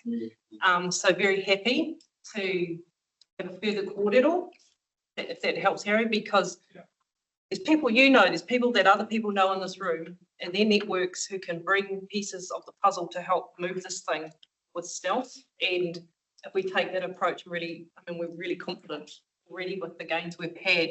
And I guess that if that gives you the message, everything's on the table. And from my point of view, if we could just step lightly with our trustees and you know, bear that in mind, that of the capabilities within the group, so you don't scare them. They're up for it.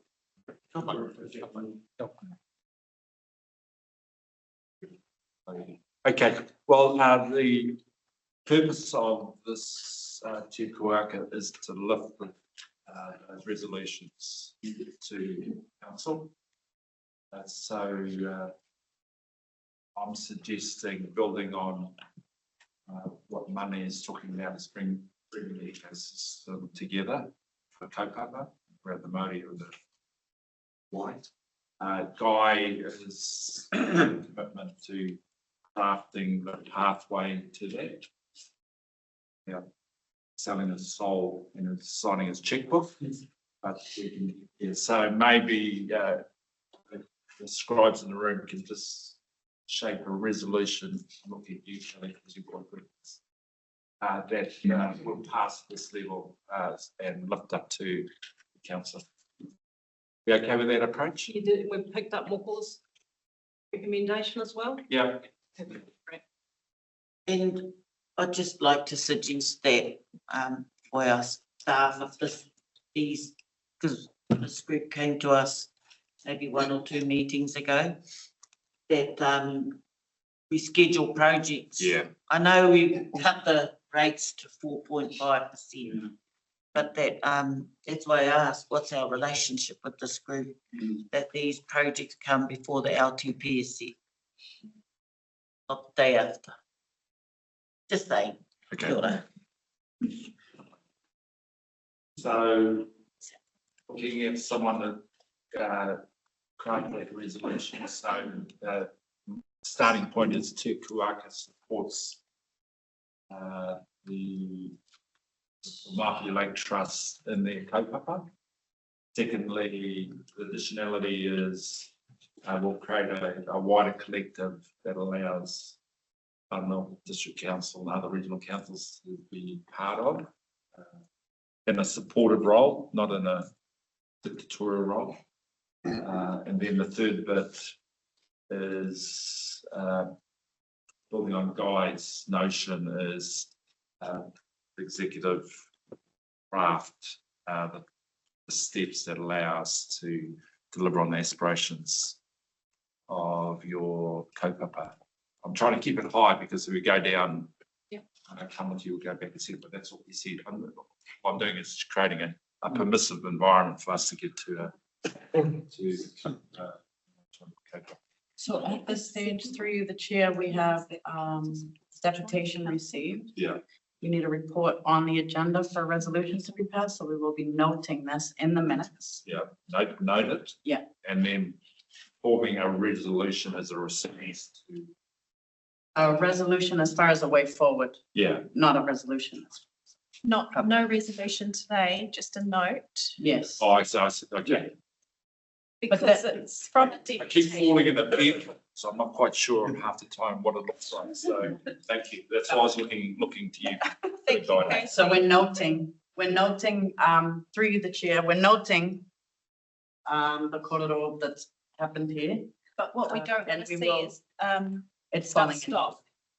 So even though the resolution won't come until the next, council, not council, Te Kuaka committee, One the after. work will still begin. Like, I need to find out how much that's gonna cost. Is NRC gonna cover all the costs or see? To NRC and central government. Significant support, but yeah, rest assured, we will continue to work. Catch all that. Marco Trust. Chair, yeah, thanks, Aaron. Yeah, I agree with what Deputy Mayor is saying. By doing that, it allows staff and us, and also talk to NRC to look at what the best way going forward. Creating this conscience. I was just responding to this quizzical looking. What's going on there? What's that about? Okay, I get it. We'll have that little baby step to elevating a formal proposal that supports the kaupapa. What you can take away from there, we totally support what that work that you're going to do. Well done, very much. Who said that? Lawrence. And he mihi aroha ki o kaumātua.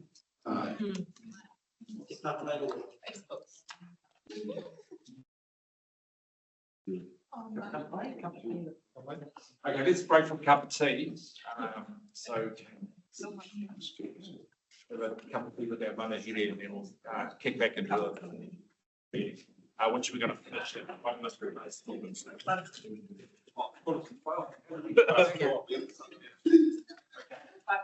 5 minutes.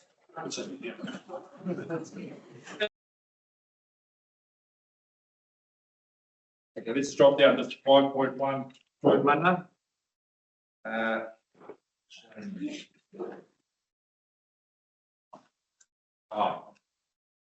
Someone looks like Shane. Yeah, I'm sorry, I just with the chair.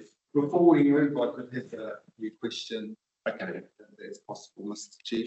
Okay, so the recommendation is that Kuaka recommends that the council approve the initiation of public consultation, the draft Toi Mana Arts, Crafts, Arts, Culture and Heritage Strategy. So Roger, you're going to respond to. It's just through the chair. The strategy has come up with a recommendation.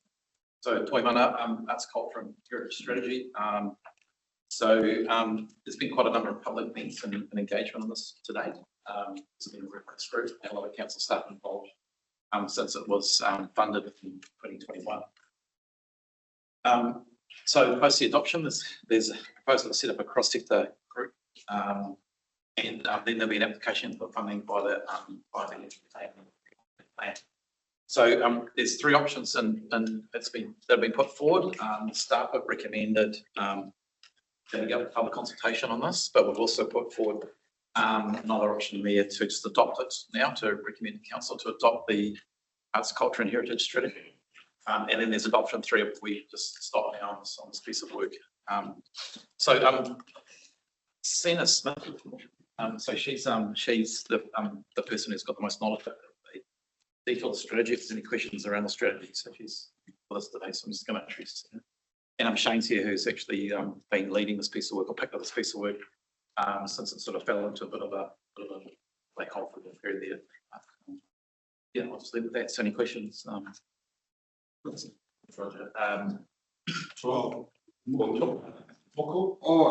just wanted some commentary around option 2, which would be to adopt this strategy, acknowledging the fact this has been a long time in the making. Because I previously sat on our strategy and policies. Yep. And there has been, like you just referenced there, Roger, extensive engagement throughout the far north. I feel like it's just adopt and crack on, but I would like any further commentary to supplement what's in here or what limitations there would be there. And whether we have other policies or strategies that have been developed with wider community, and we also just off the bat going through another process again. So because it's a non-statutory process, can adopt it. So from that point of view, there's a requirement. It is good practice to go out for public consultation. However, in the process, if you feel you've undertaken enough, you can just go straight to adoption. The only thing with that would be is you might get some feedback from the community that they expecting this, and people being involved in the reference group that we're expecting it to go out for public consultation. There needs to be some management of this theory of implications.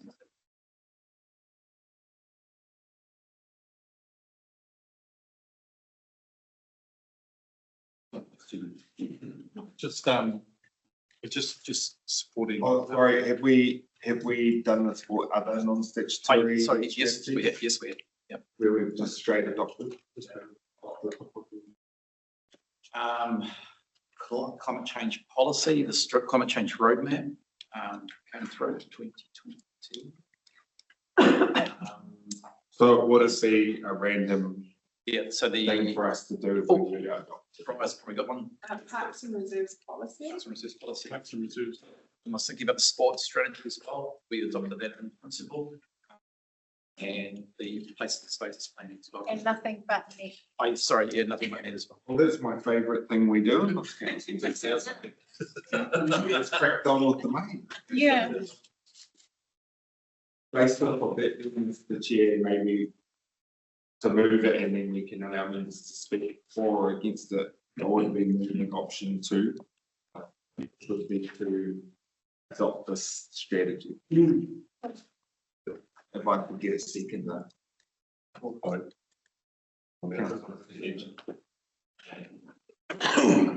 So we'll put a stake, a line in the sand. Comments to option 2. Option 2. No, my kōrero was just to support that and to go for option 2, so total. Okay. No, towards a third, the secondary.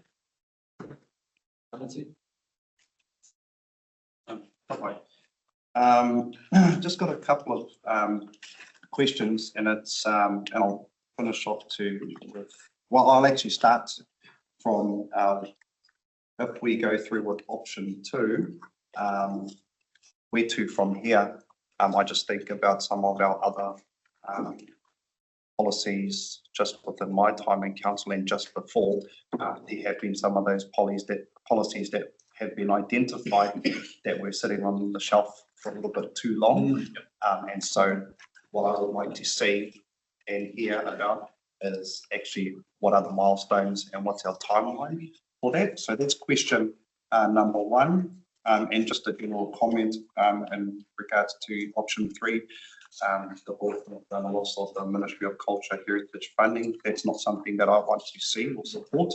And just there's a lot of wording that I'll bring up in this meeting, specifically on page 21. We are now Tehiku, Kaunihero Tehiku Teka, or it says Te Tai Tokero Ki Teraki. Also, right, just have some patience with me. Page 35, whatever the, what is it? Tauparapara or whakatauki is on there called Kuaka reo. All of that needs to be changed. It's, I don't know if I'm saying this, but it's wrong or misspelled. Page number. Wait and see if you picked up in. I must with my red pen. And there's also, I think also on page 28, I've probably got another one somewhere. And it was to, oh, sorry, honour on page 28, is that American honour? And just in the Hokianga Whakapau Krakia, where Kupe is said to have discovered Aotearoa. It's not consistent with the statement on page 25 where Kupe actually did discover Aotearoa. See. See. Yeah, so take that as a said out because he did. He told me. Scary, right? Just, yeah, just some. Not takahi the mana, just enhancing. Okay, so do you want me to answer I'll answer all that? First one, Taking the notes and all the changes. Two from Two. option two. So the setting up of the the cross-sector group and the cultural working group, I expect the timeline to be put together for that as well. And there's a lot of actions in there on council and also getting funding into the LTP. So I can't give you the exact timeline, but I expect them to take that. I think what's encouraging is, unlike I've only just cotton onto this today, unlike other policies and strategies where we sort of bring them to here to various councils and committees, and then we're not sure who's picking up and run with it. We've actually got people who are chomping a little bit, grab hold of this one and make it work. So I'm just working through how we're going to get those on board to do that work. Any commentary on that? The working group will make an implementation plan that will have milestones incorporated into it. But there's already groups within council that want to take some points and run with it into their strategies, like Tohono, for instance. So it's really encouraging. This one won't gather dust. Just on the edits, we could take in all the edits and make a modification to it in time to go into council. So this is a recommendation on plus all the additional edits because but got feedback as well and your feedback on all the bits and pieces need to change. Yeah, so yeah, grab it, Roger, and support this very, very much. And your question, just one question, like, as you taking the option to, I support that. But question I've got is there are quite, no one's against having a, arts and crafts and its great for well-being. There is pretty much everybody on that. Yeah. Just speaking to other groups who may think, oh, we haven't been involved. Firstly, I think one is a strategy is a strategy. It evolves and changes. So my question is going to be, what's the plan in terms of other groups involved? And I'll name one because I know about it. And that is Pohiringatai, for example, has pushed for a cultural and heritage trail. So to actually see this develop, the strategy developing, and to actually see all the options that are occurring all over the place would be great and have a big benefit from that.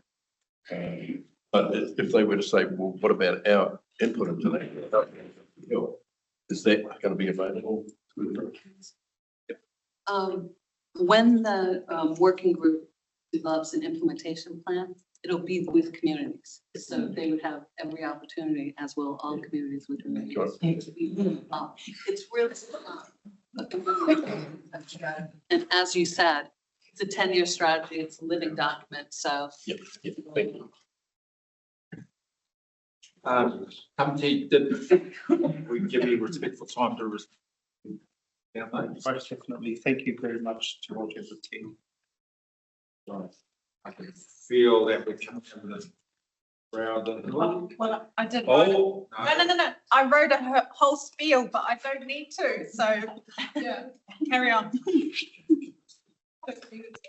Coming up to that notion of toi mana. So toi mana is an inclusive approach to that. And we've got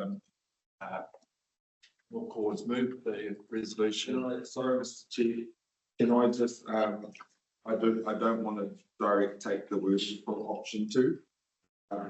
Prefer it to the Te Kuaka, sorry, can we take out the Te Kuaka Te Māori Committee recommend that council adopt the Toi Mana Culture and Heritage Strategy. I think it's potentially inflammatory that we specifically say do not undertake public consultation when I feel there has been public consultation that's already taken place. That sends a false signal to the community that we haven't consulted on. Yeah, great. Did you capture that one, that Te Kuaka Te Māori Committee recommend that council adopt the Toi Mana Culture and Heritage. Through the chair, can also recommend that perhaps we put in something around and then take on, I'm not sure the exact words, but take into account the edits need to be made to the Minor amendment. other amendments. Okay. I think that at council level that will have the give the chief executive the relevant ability to make minor grammatical edits. Whatever that, copy paste that from all the other stuff we always put across. Yeah.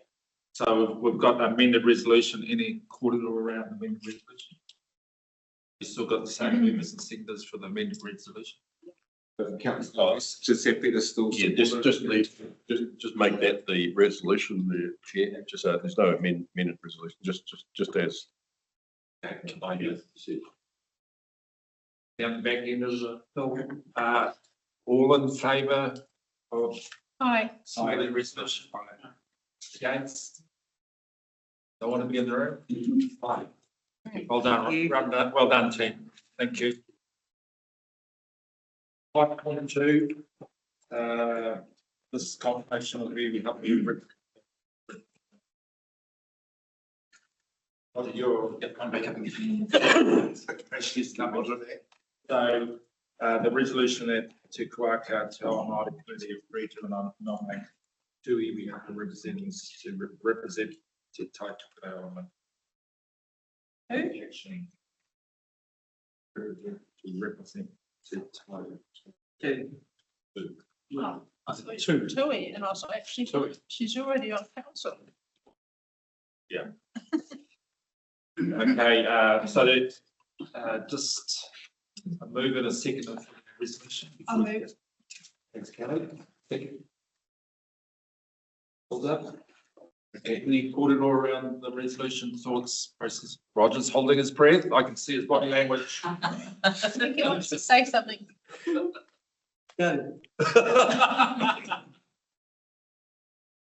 Through the chair, interesting you raise that. We went on a course last week on how to present to council, so.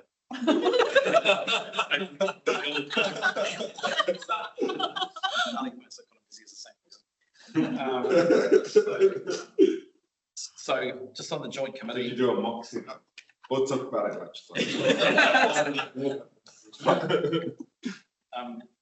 So the Te Tai Tukurau climate change or adaptation group, I'll just give you a little bit of background in case you're not aware of it. It came out of a staff initiative from all the councils to put together a working group. And then it got endorsement from the, I think it was the CEO's forum. And then it went into forming a joint committee of council, which all the councils signed up to forming this joint committee that would oversee the execution and delivery of the Te Tai Tukurau climate adaptation strategy.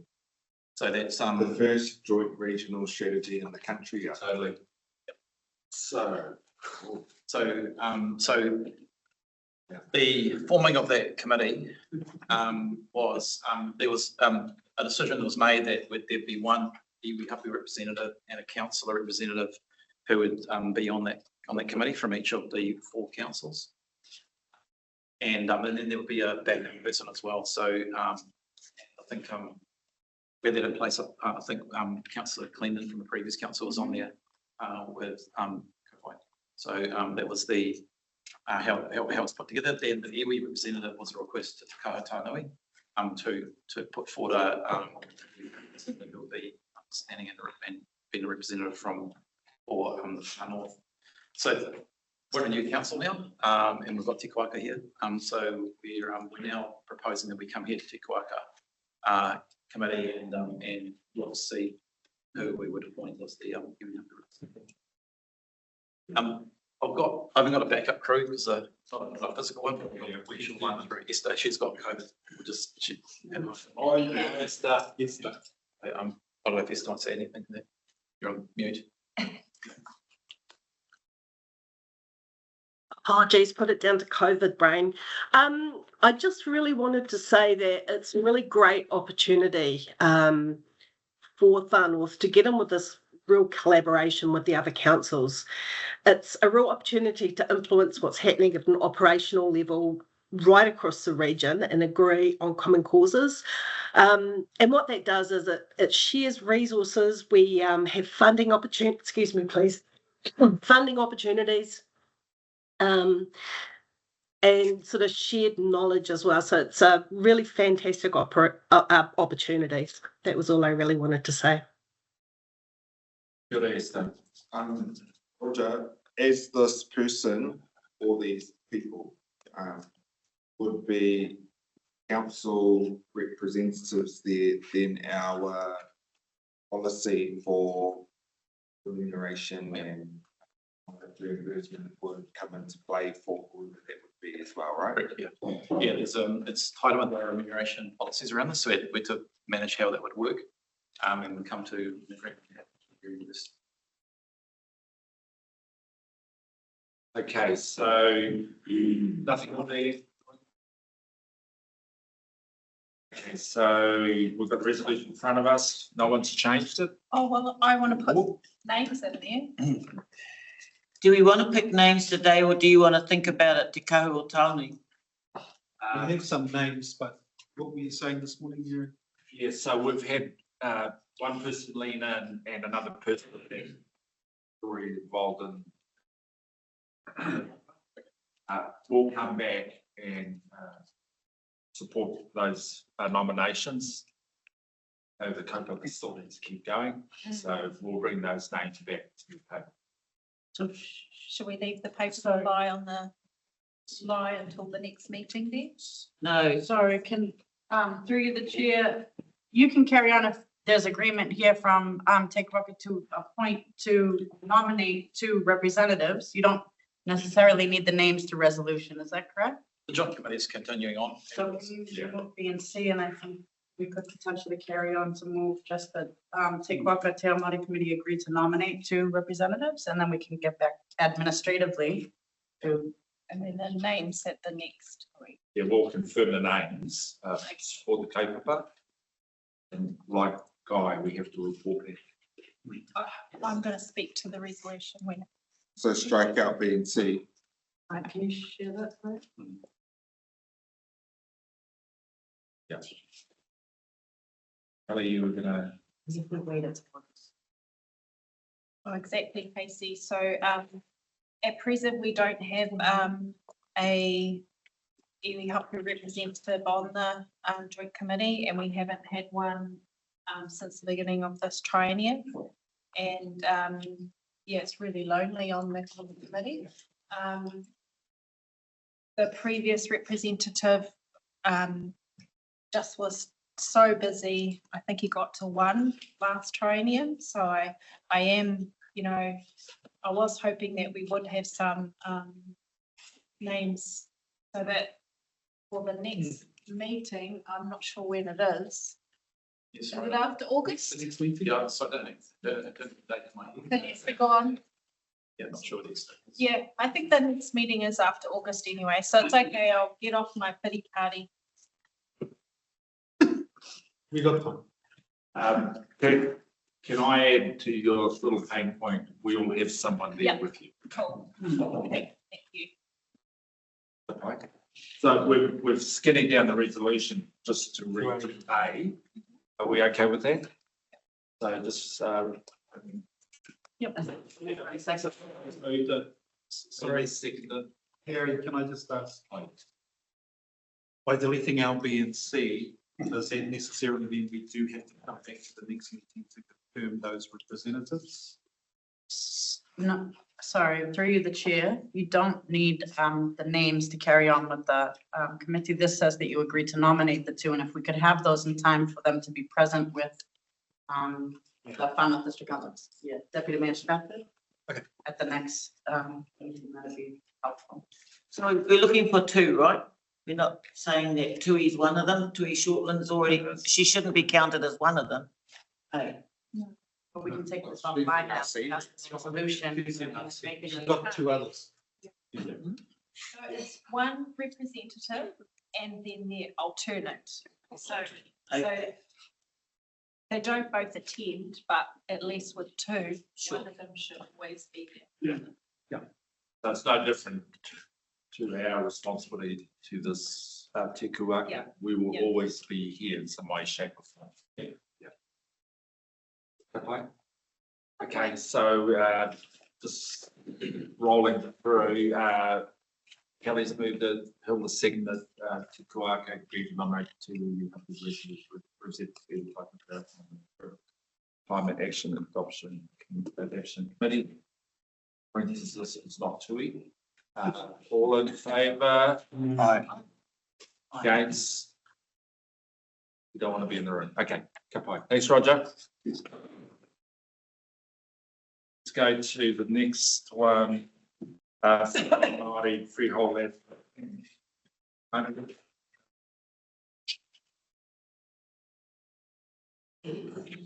And Zena.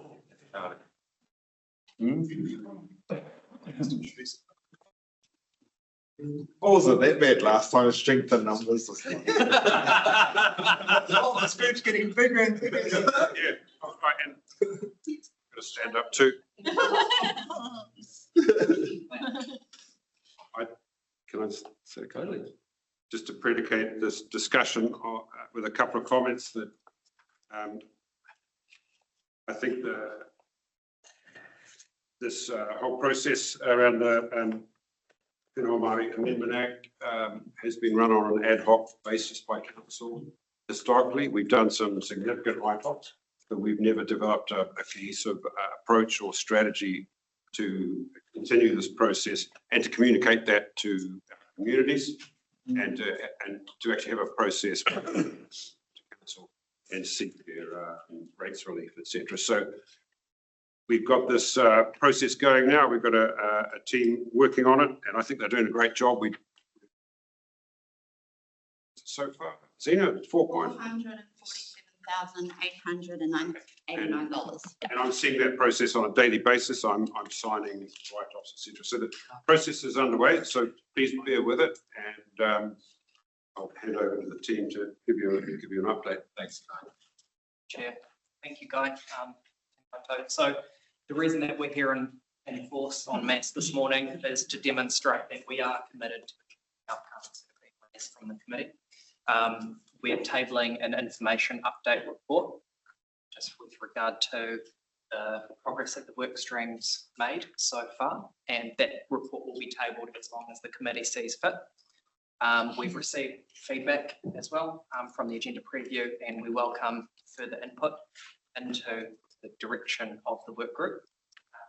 And I will leave it with Zena, who is our work stream lead. Thanks, Zena. Thanks, Charlie. Kia ora koutou, ko Zena Tango Tuku Ingoa. I am the team leader transaction services within Whānau District Council, and I have the privilege, I did volunteer to be the leader of the Whenua Māori Rating Relief Working Group. Firstly, I would like to recap on the purpose of the working group that was established to ensure that Whānau District Council provides ongoing support to Māori freehold land owners and to reduce our current and future debt levels, clarify rating on Whenua Māori, reduce barriers for owners to use, occupy, build and develop their land, stimulate regional growth, and also to increase understanding of Whenua Māori in a whole. I will take this report as read, but I'll give an update of changes and ongoing works to date. Based on feedback, we have now included timeframes and confirmed that annual reviews will take place. The working group has cross-functional representation, as you can see. We've taken a collaborative approach and will continue to in everything we aim to achieve for the coming rating years, which starts on Monday. In addition, we have representation from Māori Land Court and Te Puni Kokiri, who are extremely keen to support and be part of our draft engagement plan as well. We do continue to fine-tune our engagement plan and do invite feedback. Since the submission of the report, we can confirm the following items have since been completed. The initial 111 properties identified, the $447,889 has been written off with an additional 90,618 CE write-offs completed. We have completed the review of the additional 48 properties. 32,000 of that is also to be arrears that to be written off. For the dashboard and geospatial mapping, I will invite Charlie to go through these with the committee.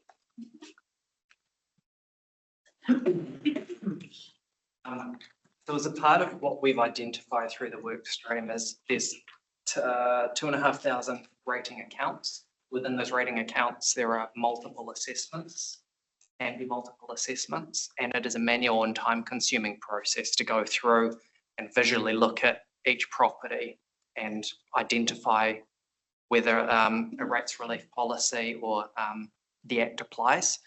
And so given that the team is currently in BAU, everyone else is doing their day jobs, and we're trying to do this effectively and understand how we can do it efficiently going forward with the timeframes that we've set up. The data and analytics team have identified that we could use geospatial mapping to do that as a way of accelerating that with some like smart computer algorithms to help us like focus our attention on things that have changed over time. That has been ordered as a part of the work stream that they're doing anyway, and we're just going to leverage on the back of that. So there's no additional cost to it. And it's expected that we'll have an output by the end of August. Following on from that, it will become an annual process that we redo these maps every year. So first thing is that will greatly accelerate the work stream. So we expect to have it completed within the financial rating year. It'll inform us about how land's being used across the community, and that will allow us to take the appropriate action in the rating relief work stream initially. But then that can also feed into other areas that we're going to start working with the community as well. So to be better informed about how land is being used, and if that's going to impact anything else like climate change as well. Any other initiatives that we have, we've got that database which is current, and we can use that going forward. So that's one great output. On an ongoing basis, as we go through this process and understand more about the community and how to apply those rating relief policies, we will download an update of those geospatial maps each year, and any changes that then occur year on year, the computer system will help us identify how the community is changing. And if we have additional requirements to engage with the community, to make sure that any questions we have about how that's being used in the future, we're best positioned to do that. So it's not going to be like a one-hit exercise and then we drop it and then we come back in years. It's going to be an ongoing review. It's going to kick into BAU, and it's become part of the foundation of what we do within the rating space. So that's I think a really positive outcome.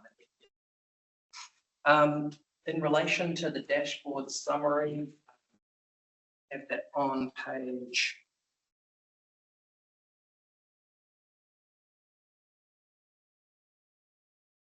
page 70 of the report. So I can speak to the information that's being presented. This is a live snapshot at any point in time that we can retrieve now. So recent experiences we had to prepare some information for a media inquiry. That took 2 to 3 days of time to pull that information together because of how siloed that information was. So one of the key outputs of the work stream that we identified is we need to be in a position to be able to report on this at any point in time without all of that additional work. So that again, the data and analytics team, unfortunately Richard's on leave today, Others I get him to speak to this, to recognise the work he's put into that. But they've pulled together this dashboard, and over the next couple of pages, we'll just sort of talk through what we're showing there. So on page 70, we've got the summary, which is just showing the number of assessments that the council has in the database and the total amount of rates which are being raised against those assessments by those buckets. On the next page, we're then showing rates, arrears, and current balances. So in the first, I'll say the columns, the two vertical blocks, you've got opening arrears in total, which is sort of the opening balance for a financial year. The next two blocks are then saying what is rates and what is fines or penalties that have been applied. And those two elements make up the total arrears by category. Then, as you can kind of see from 21 to 2022, the balance has decreased. That's reflective of the write-off that was applied at that point in time. And what we'd like to see as an outcome of this is that total balance reduce over time until it becomes more of a BAU level. So there'll be a lot of work that I'll show you in the next couple of slides that'll go through. If you're looking confused, feel free to sing out if there are any questions. But yeah, that number will come down and come to a more sustainable level. On page 72, we've then got current arrears and penalties. So this is the current balances as opposed to the opening balances, showing otherwise the same information. And on page 73, there are quite a few colours here, but these are the freehold land remissions. So they're reliefs that have been applied by policy. So it's quite a bit to digest there. But as this is a Power BI layer, we can drill into the detail there as well. Is the pink on every one of those graphs on page 73 under the ML 0401, the policy unused? Yeah. Yes, yes.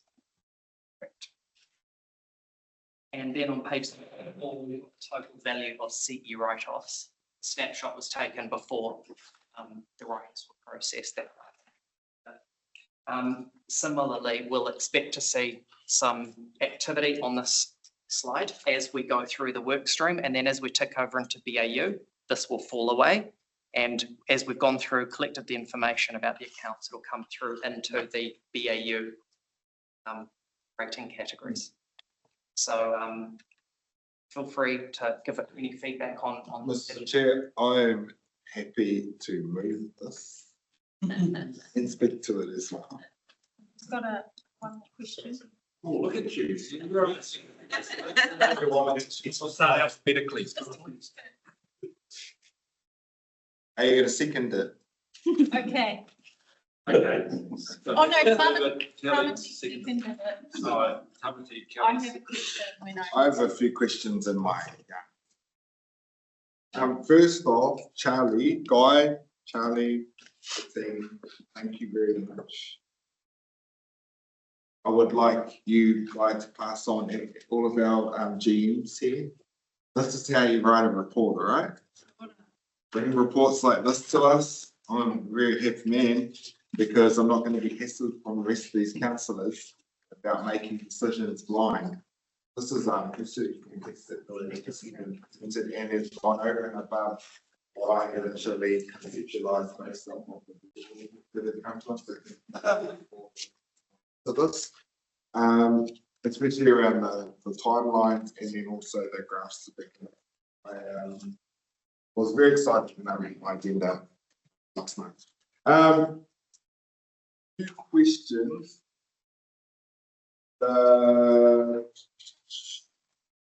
In the draft Whenua Māori freehold land rating relief plan, engagement plan, just highlighting that I know this is an internal working group, but around the table here, you have got key connectors into our communities.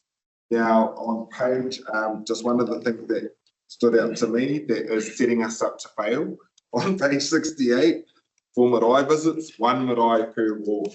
We would like to go to just one marae per ward. We're going to have some jurisdictional challenges, especially seeing as on my list of marae, we've got 132 in the district itself across 11 iwi and 264 food. But want us to succeed when we do this sort of level of engagement. So if we just do that, we're going to fail. So what does that look like? You've got the key people in the room here to look at what success looks like for us actually getting out and hitting the road. And otherwise, I look forward to continuing to receive updates in this space. And I have a feeling that at an operational level, it's been a long time coming, and it's been in kind of the too hard basket. And I have no doubt that you are all extremely as excited as I am to have a proper process and a working group to work through this for our student. Thank you. No, just from my end, I was just going to total call the particular. So firstly, great work and good to see it's on Power BI, especially the ability to drill down, which I think will be really important as you start to go out and consult with the different rohe and the different marae, because I'll have 1,001 questions and hopefully you'll have some of that information at hand. Just to Moko's point as well, just that point about the one marae per ward, I'm like, okay, ambitious, but there are mechanisms. So for example, I mentioned earlier about the hui time and whangara, you know, perhaps there could be, maybe not actually, it might actually create a bit. But there are mechanisms, I think, to be able to support this. So you've got good information, a good base to start from. Some real confidence in this. I just wanted to support this corridor around linking in with us to be able to find out what the best ways are to be able to support this element. The other question is, when you said manageable level, what does manageable level mean? We expect that there will be arrears balances, but as we go through the process of understanding the information underneath that, we'll be able to set an expectation of what normal looks like. So in any kind of debtors situation, when you're managing your balance sheet, there's always going to be some debtors balances. Sorry, when I say normal, it's just kind of understanding what that looks like, so we can know when you have anomalies coming up and any kind of corrective action, like engaging with a particular community or having some kind of other way of reaching out, then you can address it proactively rather than just letting it sort of.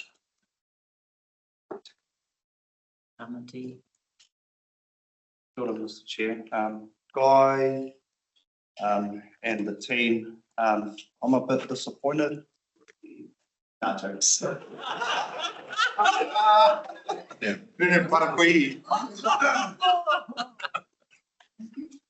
I think everyone can agree that I've had a huge interest in this right from the start, and I've probably turned a few black hairs grey in the time that I've been here. But I'm very, very happy with the report. I can't see Scott up there. I'm like, where's Scott gone? Because he was a part of this kaupapa. Okay, kapai. But to actually receive a report in writing with some tangible outcomes, some of those which have already been done and some which are still to come, I can say that I'm very, very happy, and I'm pretty sure that our constituents would be really, really happy as well. However, I just have a few just minor questions. So off the back of Moko's comment and Paul's comment as well, I would like to see, you know, because I mentioned this in our agenda preview about the one marae per ward, that is super unrealistic. Even here in Te Kaikohekohe, for example, I mean, Te Kotahitanga Marae, when we did have Te Kotahitanga Marae, which we still have the whānau, would never speak on behalf of Kohewhata Marae. And they're in very close proximity, but you know, that comes down to an imbalance and also ensuring that we maintain hapu mana motuhake. So I would really encourage alongside my colleagues as well, to our staff to actually, let's look at a better way. Let's look at singling out our marae or grouping together rather than that one per ward. The other thing is, I was wondering, when do we actually get to a point where we can see which are the blocks or the pieces of land which have had those write-offs applied to them? Are they? Because I'm not too sure. You're not in here. Pardon, what was that, sorry? The blocks of lands which have had the write-offs? 111 properties. Yeah, properties. So we have the number, but how do we actually see where those properties are? So for the next report, there's something that we can work on, that we can break it down to your head, possibly. Yeah. So I'm talking about the ones that we've done, the ones that we're considering as per the report, and the ones where staff still need to identify, okay, what is happening on this piece of land, just so that we can see visually, okay, where are these properties? Are they in Hokianga? Are they in Te Hiku? Are they further south? Because for me, as a councillor, that really helps me to speak back to the constituents when they say, hey, I've heard about you guys, your guys' write-offs policy. Has mine already been done? Because they may not be aware. Or am I in line? Am I in the waiting line? So I think a lot of us around the table can agree that that would be something very, very interesting, just to maintain the transparency and to ensure that we're able to give those direct answers to our constituents and those whānau. Through the chair, I'd just like to comment on Councillor Akina's views. So with the geospatial mapping, once we have that, we are going to be able to show where we have done those write-offs on the maps, and it'll be viewable for the elected members as well to show. So you can go back to our communities and say, well, you know, there's been 10 properties here, 10 properties there. So we'll be able to break that down and drill down into those details to which communities we have been doing those write-offs in. Thank you. And just the last one, I think Kelly's going to take some of my questions. But just on page 63, point number 3, in a situation where accounts are confirmed as unused and have already paid, some form of remediation might be required. And when I read that, it's not, there's nothing there. It's just a whole bunch of words. So what form of remediation are we talking about? Are we talking about payback of what they've already paid? Is it a brand new Stabicraft 1450? Or is it a Prezi card? You know, because we have to ensure that our terminology is very, very clear. Great question. And it is one that at the moment we don't know. We don't know what the quantum or the number of applicants looks like. We'll only be able to identify that by going through the process and understanding exactly what the landscape looks like. Once we have that information, we need to discuss it and come with some suggestions in terms of what the financial impact would be to council, what the other broader implications are on the community or other payers, etc., and take the appropriate action. So we've kept it specifically vague in this point at the moment because we can't make any recommendations without the information. Thank you very much, Guy, Charlie, Will, Margaret, Sienna. Thank you very much. I like your style. Am I left? Oh, sorry. I felt the giddy at the back of my head. Sorry. Kia ora mo tēnei, ngā kaimahi. Kia ora, Guy, staff. I have to say it did cause a lot of distress, and so I'm glad there's not going to be any more ad hoc stuff. Just going out and visiting with Hapu Iwi, there's going to be other kinds of strands and varieties of Māori land that aren't really catered for in these descriptions.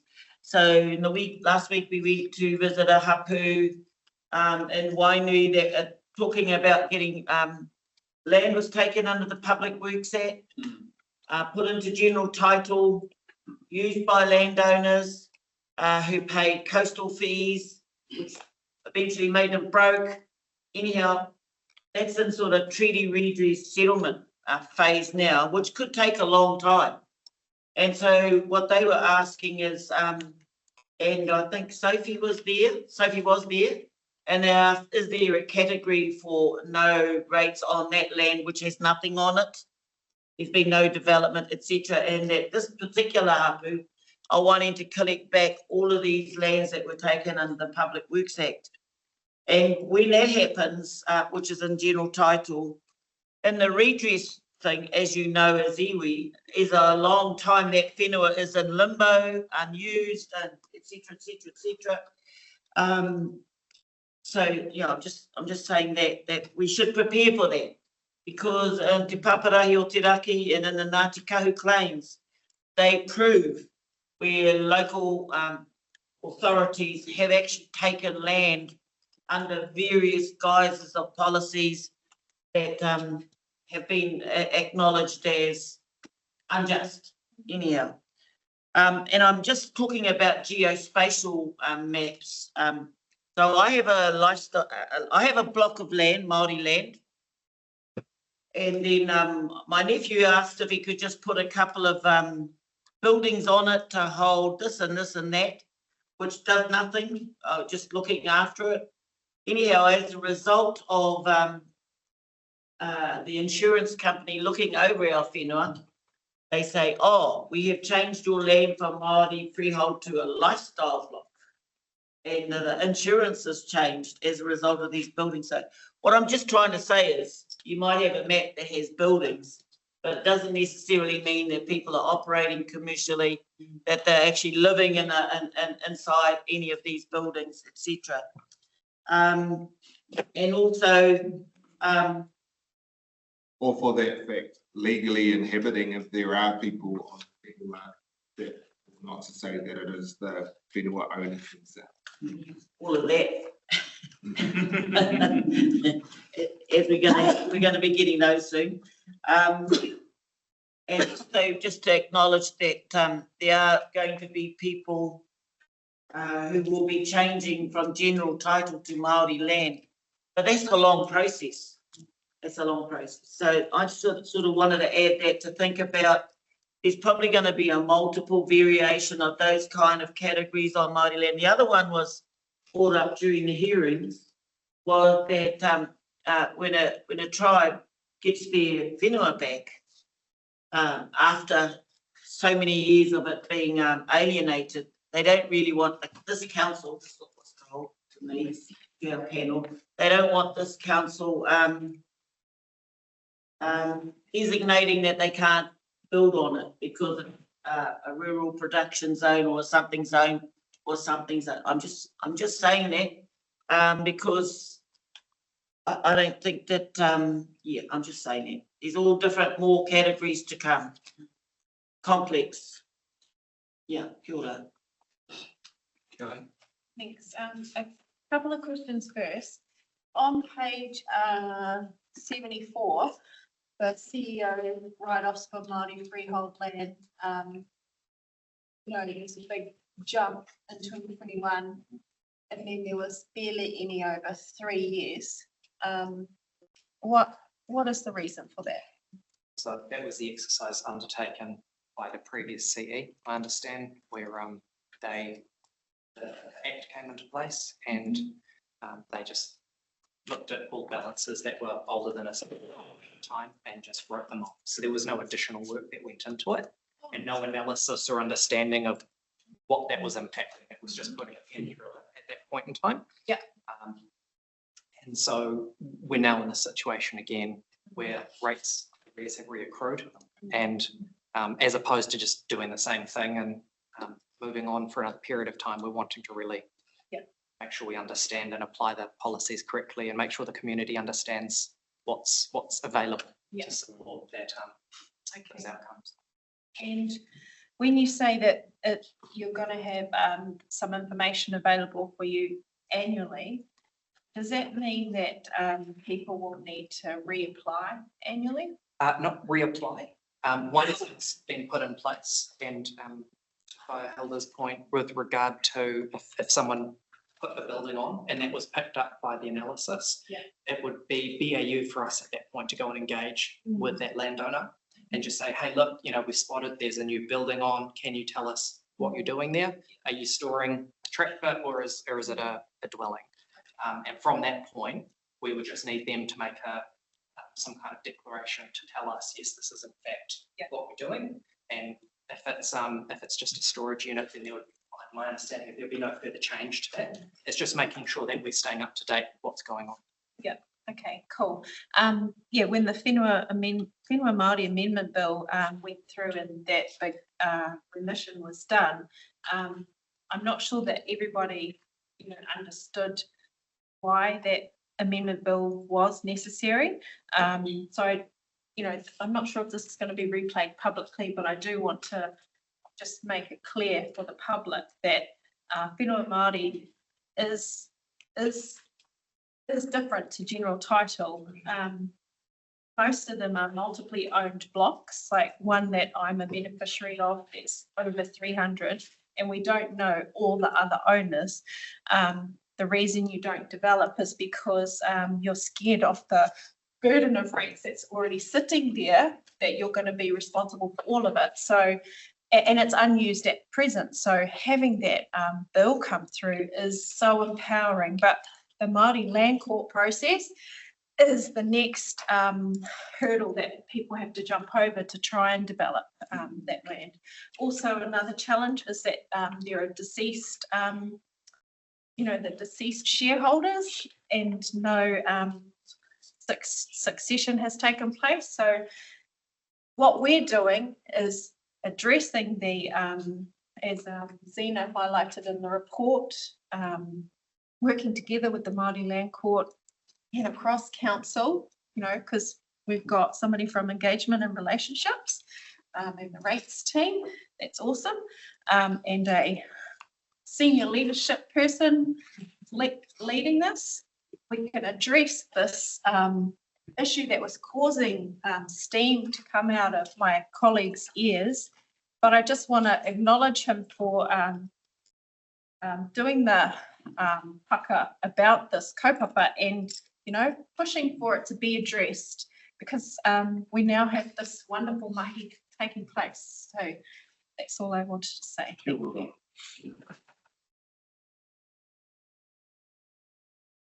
you. Yeah, actually, I'd just like to talk all the comments in the room. I'm delighted with just seeing the process and a work stream like this emerging, and that it's also being well communicated, clearly communicated. That makes my life a whole lot easier.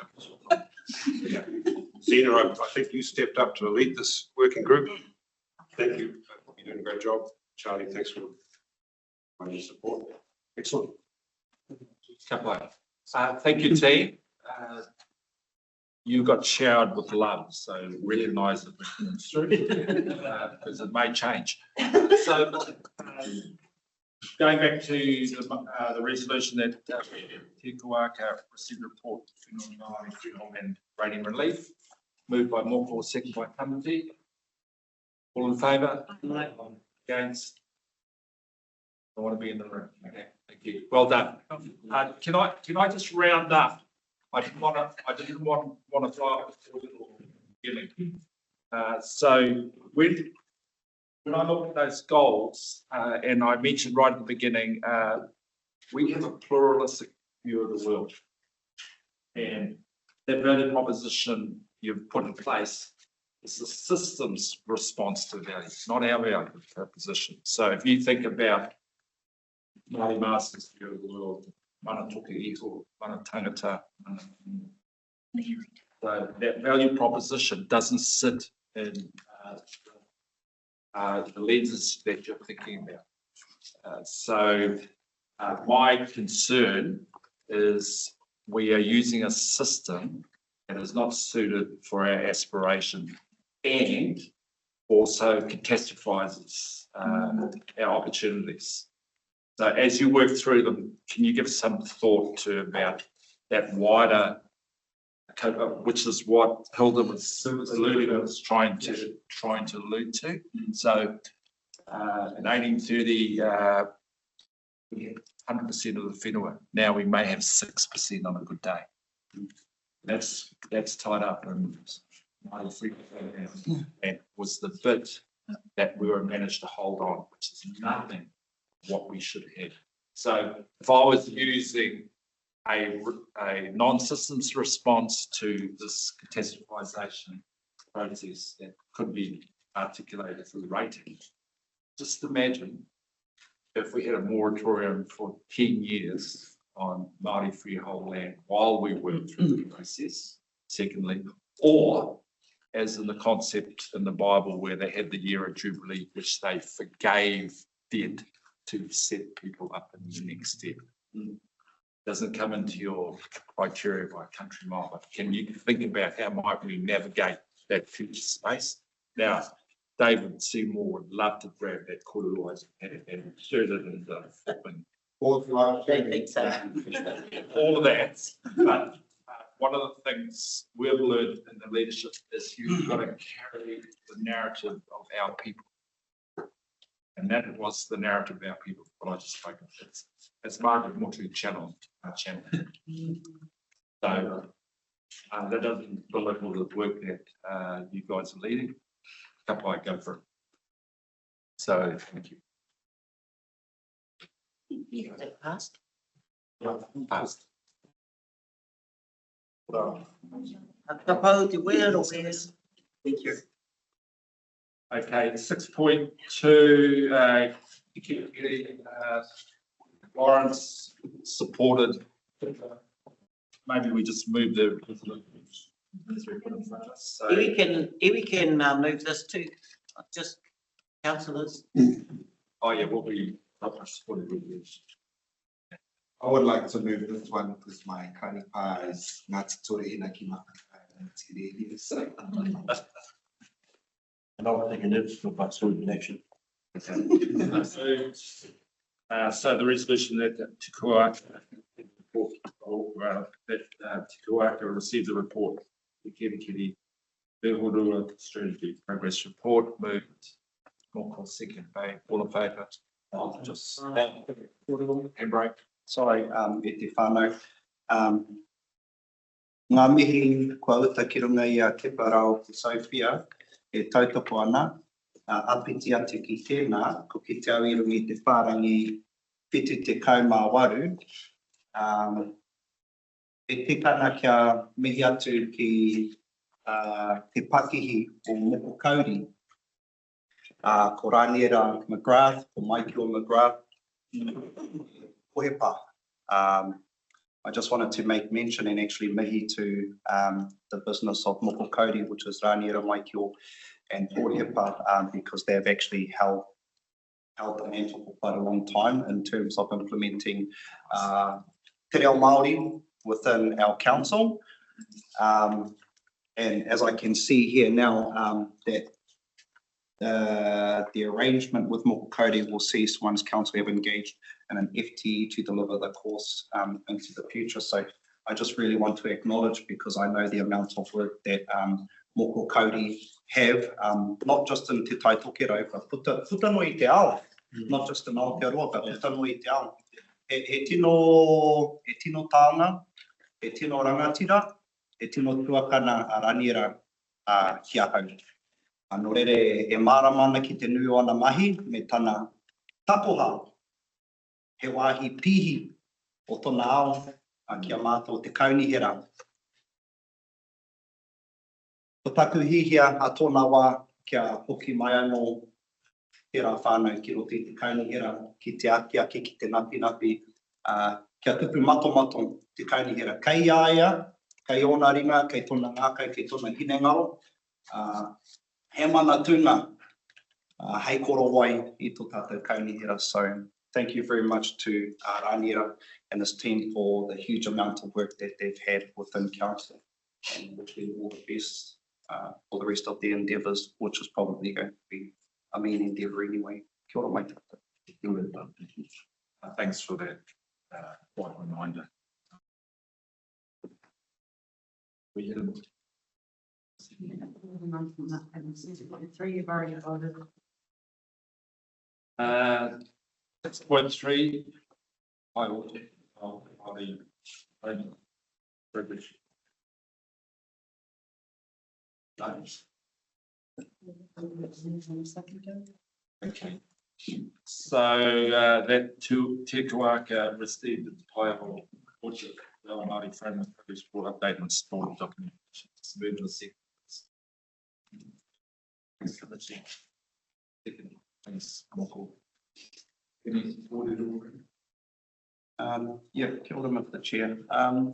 Thank you very much for the report. I just wanted to ask a couple of questions on page 89. What's written in the squares, the pauaka and the circles in the box below, is that additional mahi that has been implemented or that is to be implemented? Because I should have went to Specsavers, but I can't see that. If it is new information, if it's not high enough, but if it is new information, yeah, I'd really like to know what that information is. Kia ora, Councillor. Through the chair, yes, it is existing information. It's been presented previously.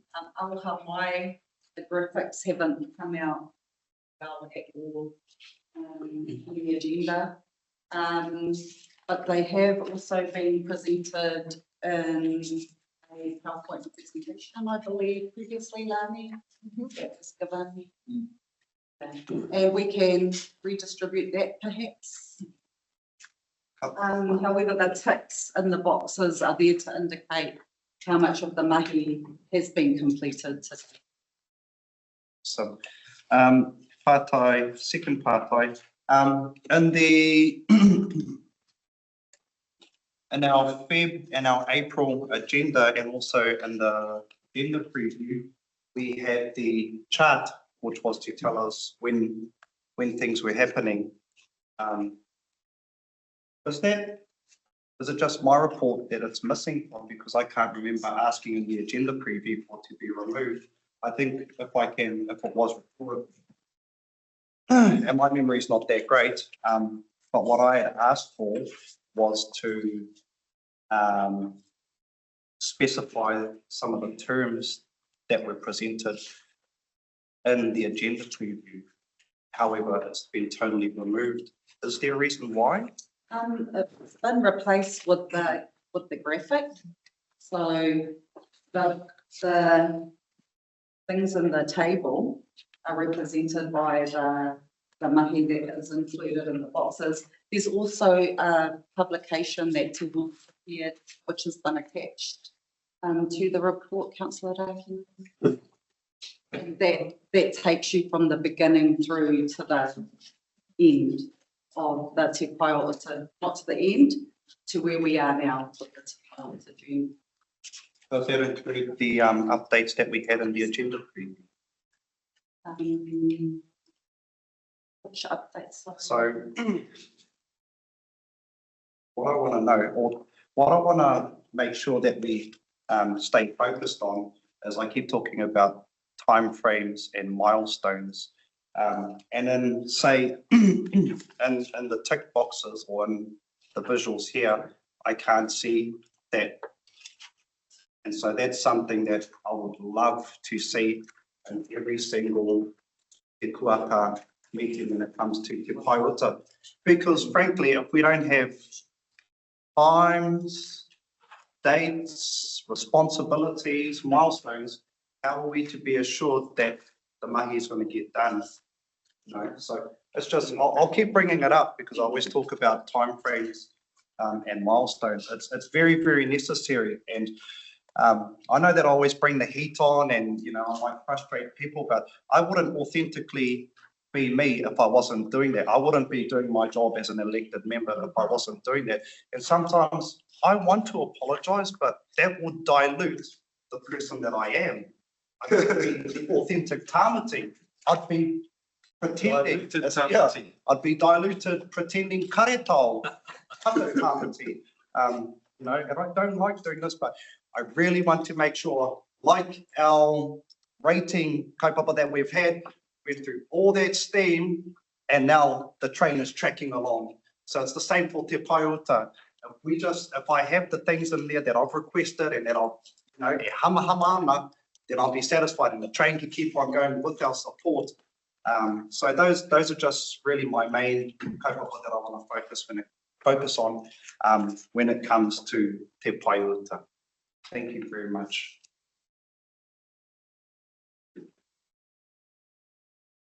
I think there's a little bit of backfilling in it. My sense it's there, and Bill and I were talking about it. We've seen something that updates it, but let's backfill us. Sure. Pink one. Sure, Mr. Chair. My thumb's giving the giggles and I'm trying to control it. Hoi e mihi ana e Lani. Thank you, Lani, for this report, JC. I really appreciate getting updates like this. What really, one, we really need to sort out these graphics in our agendas because it's every single meeting we have, we've got some kind of report that has Specsavor, worthy. So I really want to draw everyone's attention to the bottom of page 89. The implementation of Te Paiota is on track. Fantastic. 7 groups, 43 teams of council have contributed to the work plan, which now consists of 147 commitments across this organisation to implement Te Paiota. So it's not just the words with no talk and all that sort of thing, or something that's on the shelf gathering dust. That's absolutely fantastic.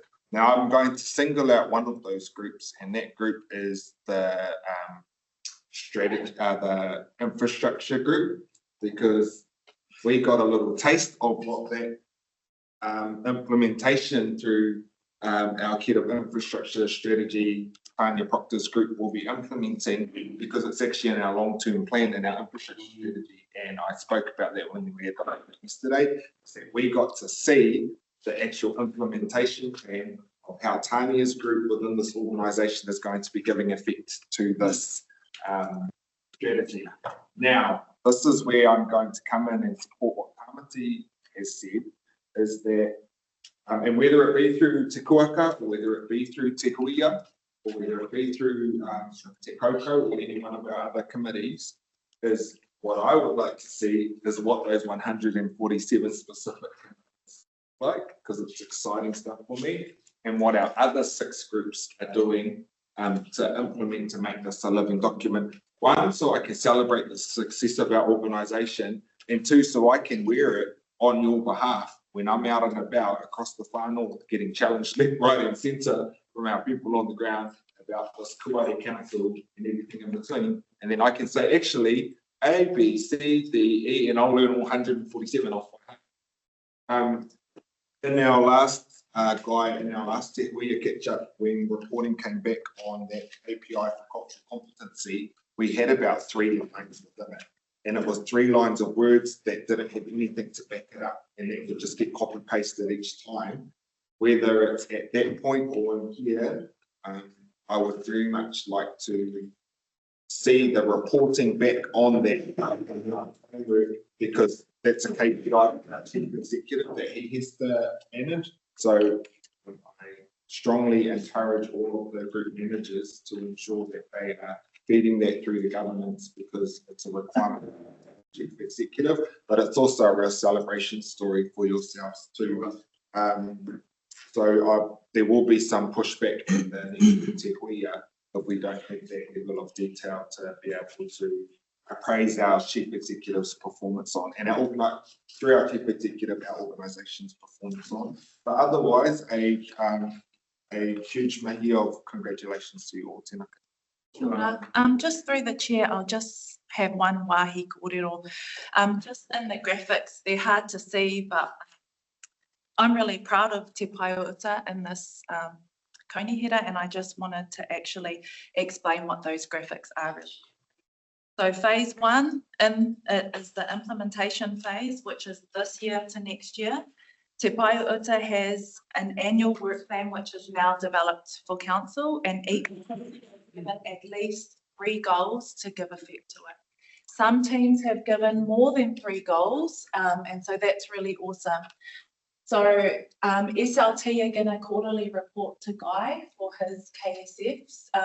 We still have drop-in sessions for Te Pae o Uta and for Te Hono.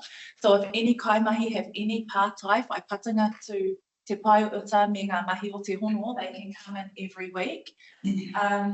Currently, we're reviewing the statement of intent for our CCOs of council to include Te Pae o Uta, and we also have our resources available to them. And we're also currently in the process of an alignment of our other council strategies plus the LTP properties to Te Pae o Uta, which includes the FN 2100 and now our Toi Mana when that goes to council. And of course, we report to Te Kuaka. Now, in the second year, our hiwa i te rangi is that we're going to go from 3 goals per team to 6 goals per team. We'll have still 6 weekly check-ins, and we want the implementation contractors of council and CCOs, and then further alignment to other council strategies and policies. And of course, we report again to Te Kuaka. And then what the bigger picture is for us is that we want the annual plan to increase to 10 plus goals per team to eventually BAU. Koia, ko te whainga, or Te Pae o Uta. And that's in the graphics that you can't see, and I just wanted to explain it.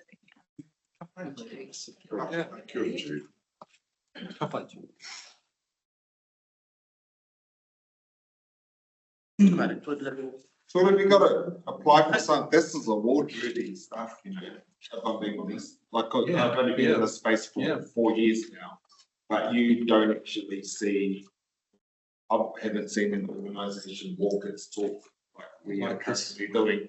Might I also add on, I don't think we gave you any budget at a governance that would be able to do this, so we know our Chase.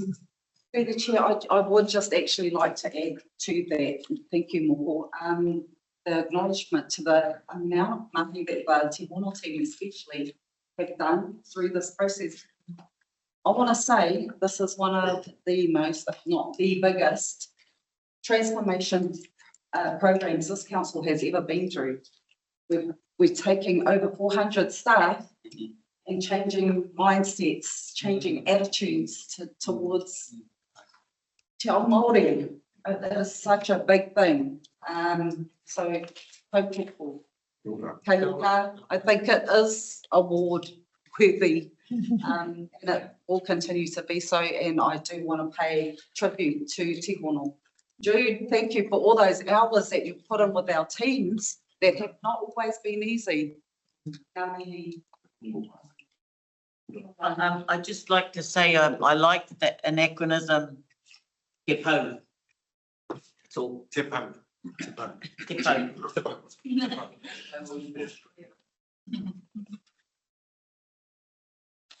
Can I get one last? As many as you like. Yeah, and it's not a question. Thank you very much, JC, and to the team from Te Hono. I'm not too sure who their kaimaki was that came up. Please pass on my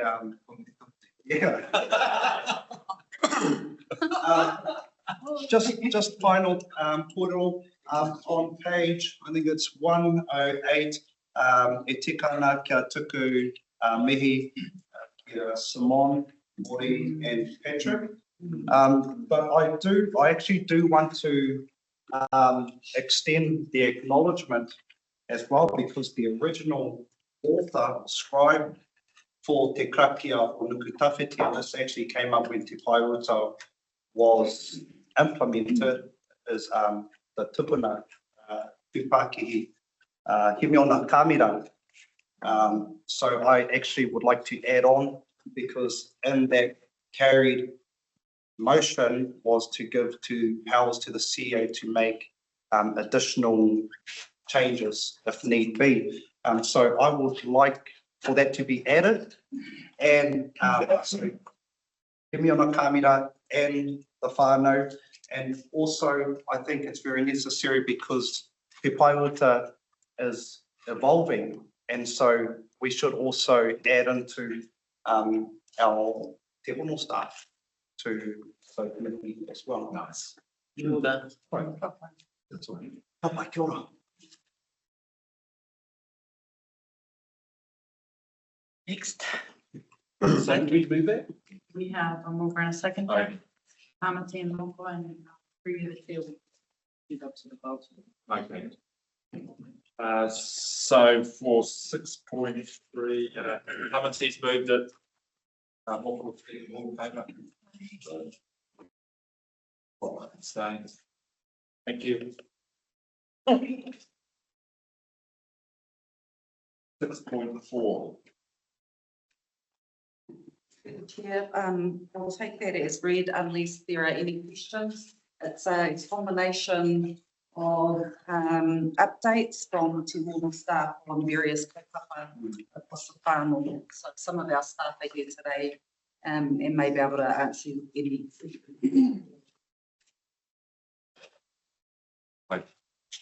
It's just someone moving second and receipt of that. Yeah, move. Thanks, Kelly. Thanks, John. Any order? I'd just like to say that it's, the report's something that I've been wanting for a long time, so thank you, Hilda. It's a bit like her reports that she does. I think she has influenced this, but it captures some of the work streams that are happening out there that Te Kuaka should know about that, you know, none of us are involved in necessarily. Yeah. Any other?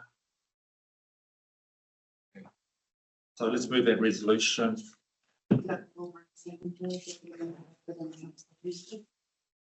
Chair. That Te Kuaka committee received report on Māori and importance to Māori. Aye. All in favour? Aye. Against? Same, thank you.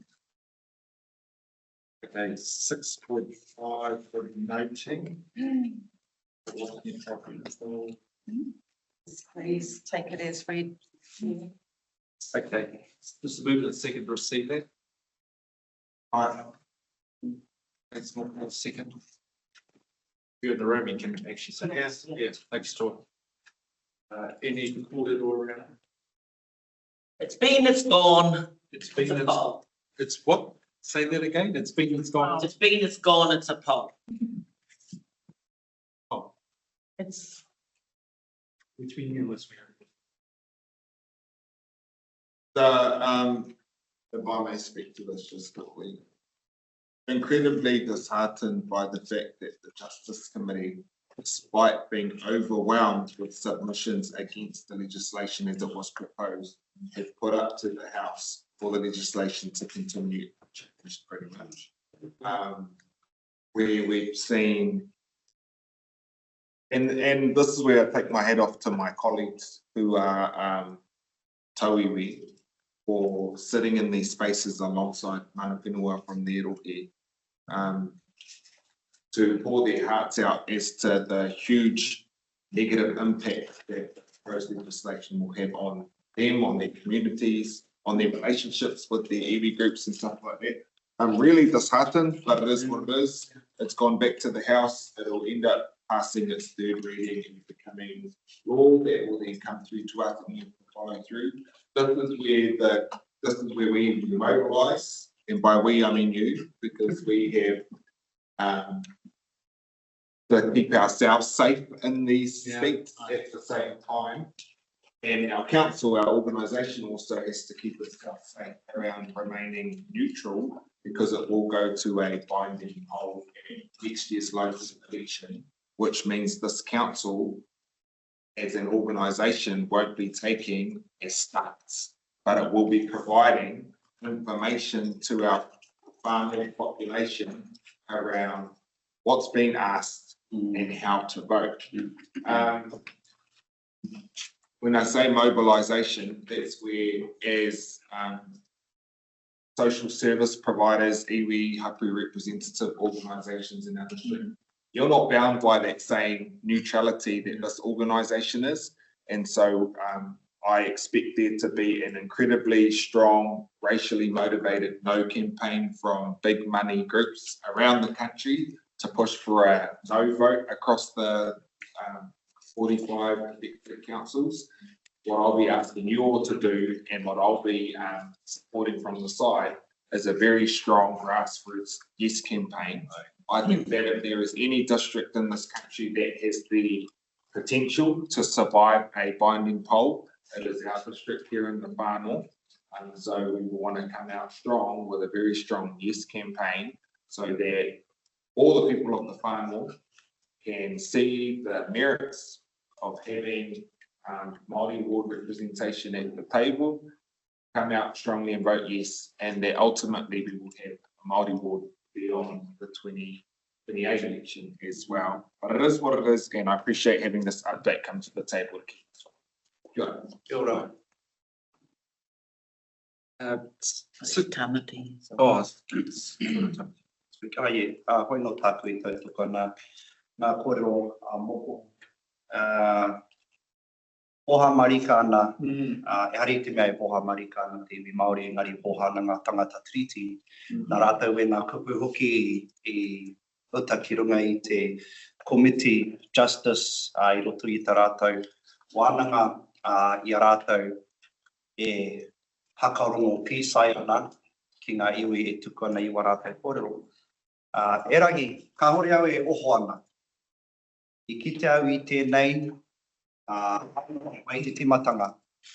Nō reira ko te tātou mahi, ko ka te mahi a ngā runanga, ngā hapu, ngā marae, ngā iwi, ko te haka kotahi. Ko te haka kotahi, I roti a rātou anō, tā te mea kai a rātou, ngā puka rehita, mō ia tangata e whai whakapapana ki tērā runanga, ki tērā runanga, ki tērā runanga. Nō reira, ko tā te mahi a ngā runanga, e tuari atu I ngā kaupapa pōti mo te tau e tū mai nei. Tui era kaupapa pōti, ko ngā mahere, ko ngā rautaki, ko ngā wāhi pōti, ko ngā take me pōti ai te Māori. Mohi ana tātou ko te iwi Māori, e kore take no tātou ki te pōti. E rangi, e hari te mea, e kore take nā runga I te kore take noiho. E kore take ana nā runga I te roa o te wā, kua noho tāmi nei te iwi Māori, ki te iwi taki, ki te iwi Pākehā. Nō reira, kei roto I te kapu o tātou ringaringa, te rongoa. Kei roto I wā tātou pōti te rongoa. Kia kaua e pōti ma te arero, engari me pōti ma te ringaringa. Pena kaha, hoki waku mahara ki te tau 2025 I a hau e haka tairanga ana I taku hihia kia noho ki tēnei tūranga hei kaikaunihira Māori. I tuku I me rātou ki ngā runanga katoa o te hiku o tika. Me pono taku kōrero ki hai rātou I tautoko, ki hai rātou I tuari atu I era kōrero, nā kui hakarite.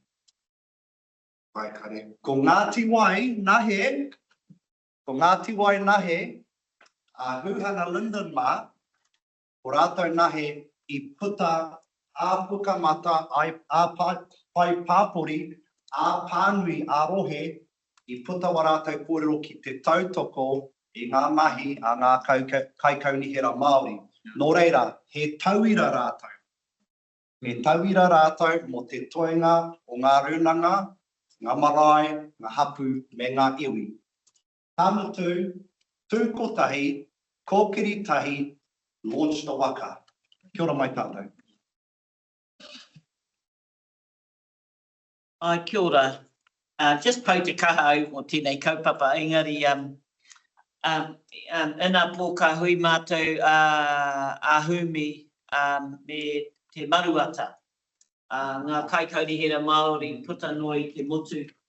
And hai ki au te hono ki tērā rōpū, ai heki te wairua o o mātou ngā kaikaoniera, and I reira a Kelly. But how it's impacted on all of the other Māori ward councillors throughout the country and what they're doing and how they're surviving. You know, some are very confident because, I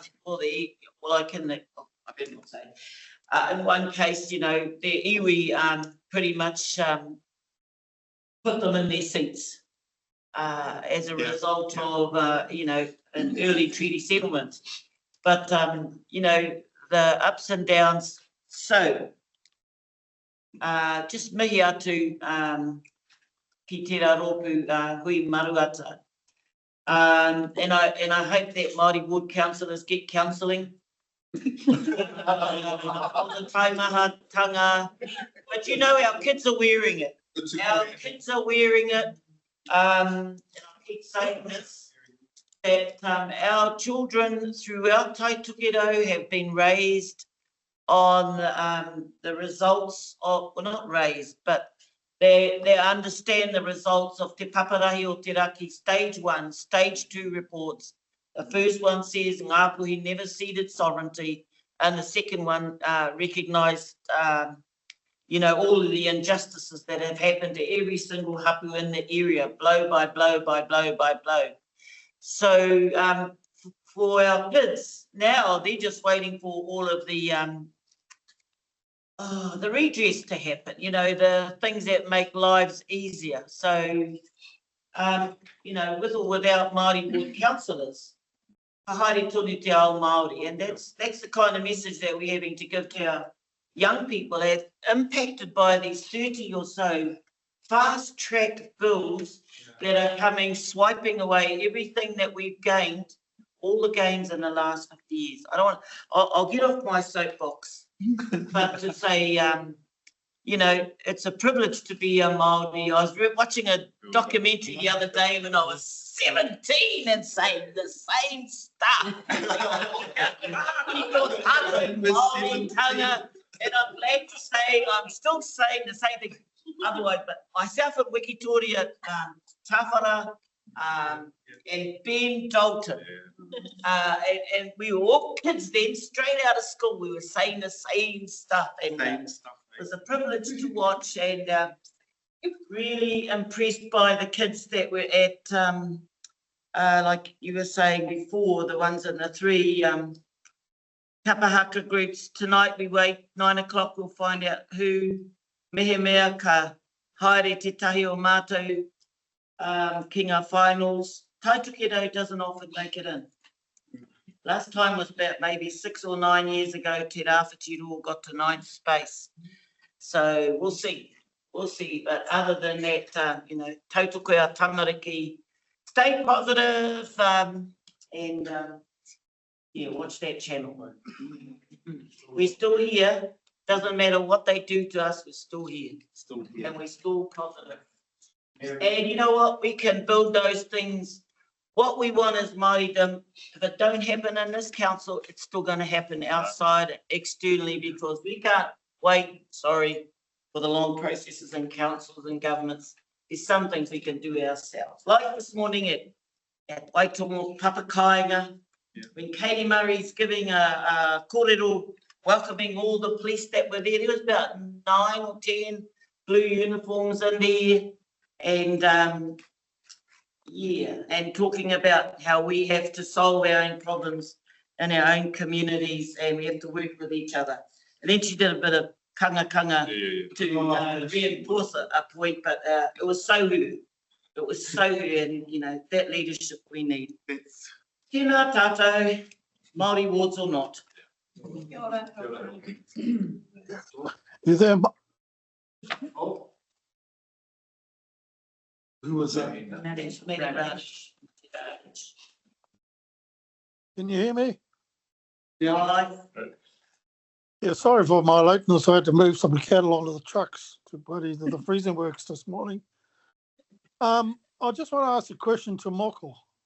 Moko, what's the difference between a 5% poll and a referendum now? 5% of electors can demand a poll. That's what the legislation is putting back in.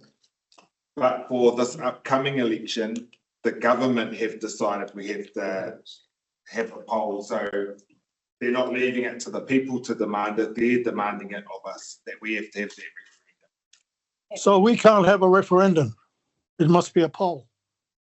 Oh, it's the same thing. What, the same thing?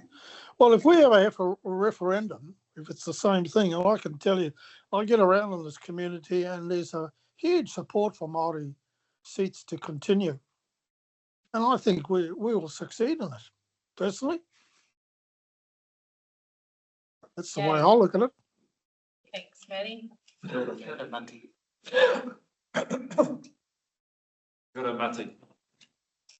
So we've got 6.5.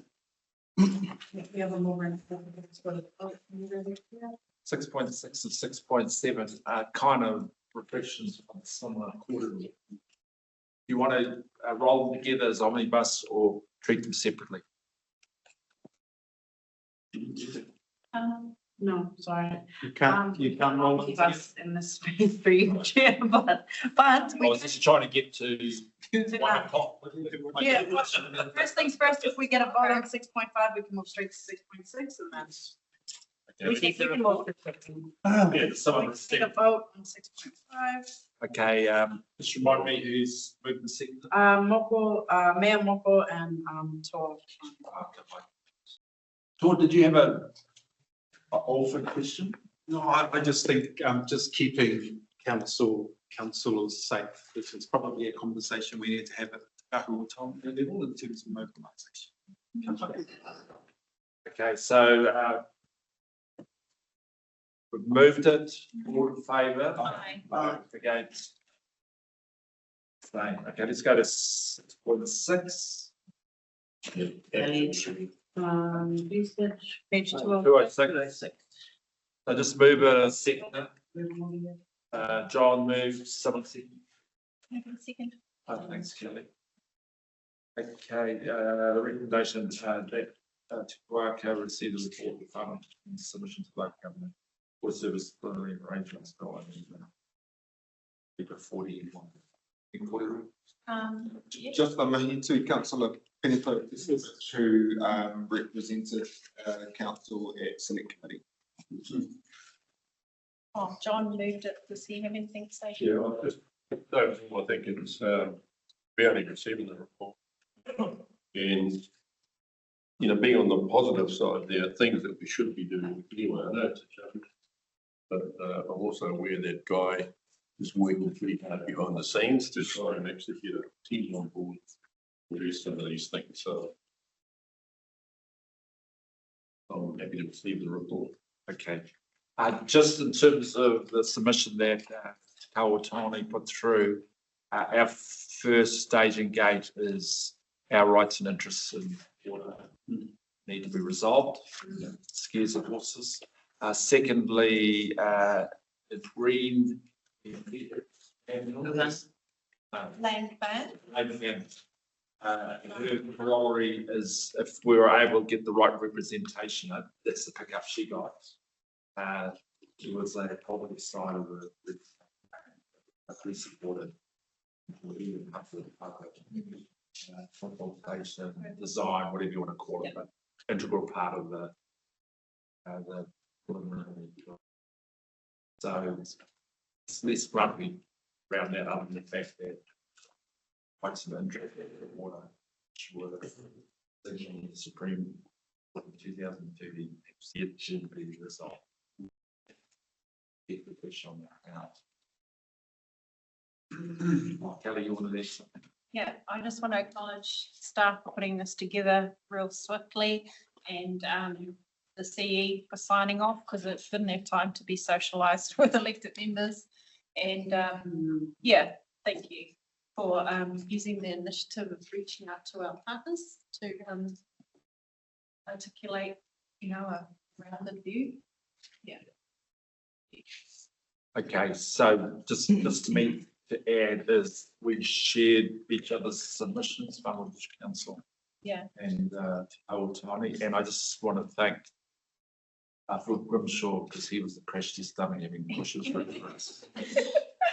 Good training for this corner, so it was. Okay, so all in favour? Aye. Aye.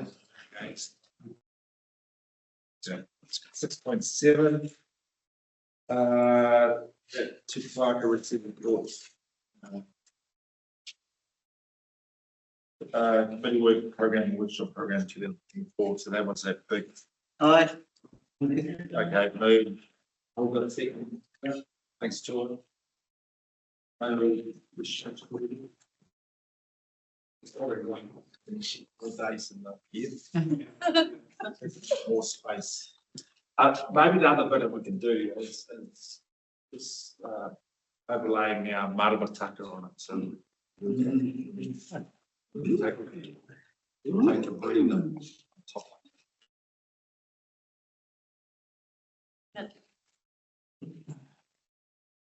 We're the day before we don't know what day Matariki, we don't know if Matariki walks, it's next day. So keep us going, all in favour of accepting it. Against. Staying. 6.8. That Kuaka received report for open resolutions report. Just move and second. I'll move. Thanks, Michael. I'll second. Kelly, can you record it all?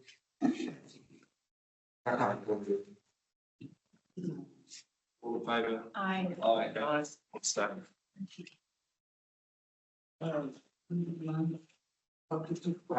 Before we close, so Mr. Chair, I'd just like to move apologies we received from Councillor Felicity Foy. There's our Māori to my tea. Aye. Second, maybe put those apologies and probably like, and that and second it. Okay, are we brave enough to close ourselves out before lunch and then we've got a workshop afterwards? Shots. See a workshop. Aye. Okay. We've got mentors and fellows for the workshop. The workshop will be nice and crisp. And it's Just hope we have an update on the Kaitaia airport soon, that's all. It doesn't have to be today. I'm interested in that one. Airport. I can speak to it briefly. Right. I can speak to it briefly. Okay. Would you like us to, in public, sorry, through you, the chair, or? We'll do it over lunch. right. We landed okay, remember? Tariki tomorrow. Okay, just quick thank you everybody for being here. Covered tea.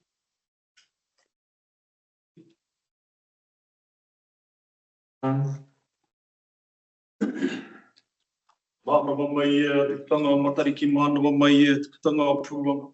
Ka e ke tiro mahuta, ka e ke rongorupe, ka e ke rangi tāhua ki te puna o te whatu ānu. Tēnei te whatu kei te kāinga tapu te Māori.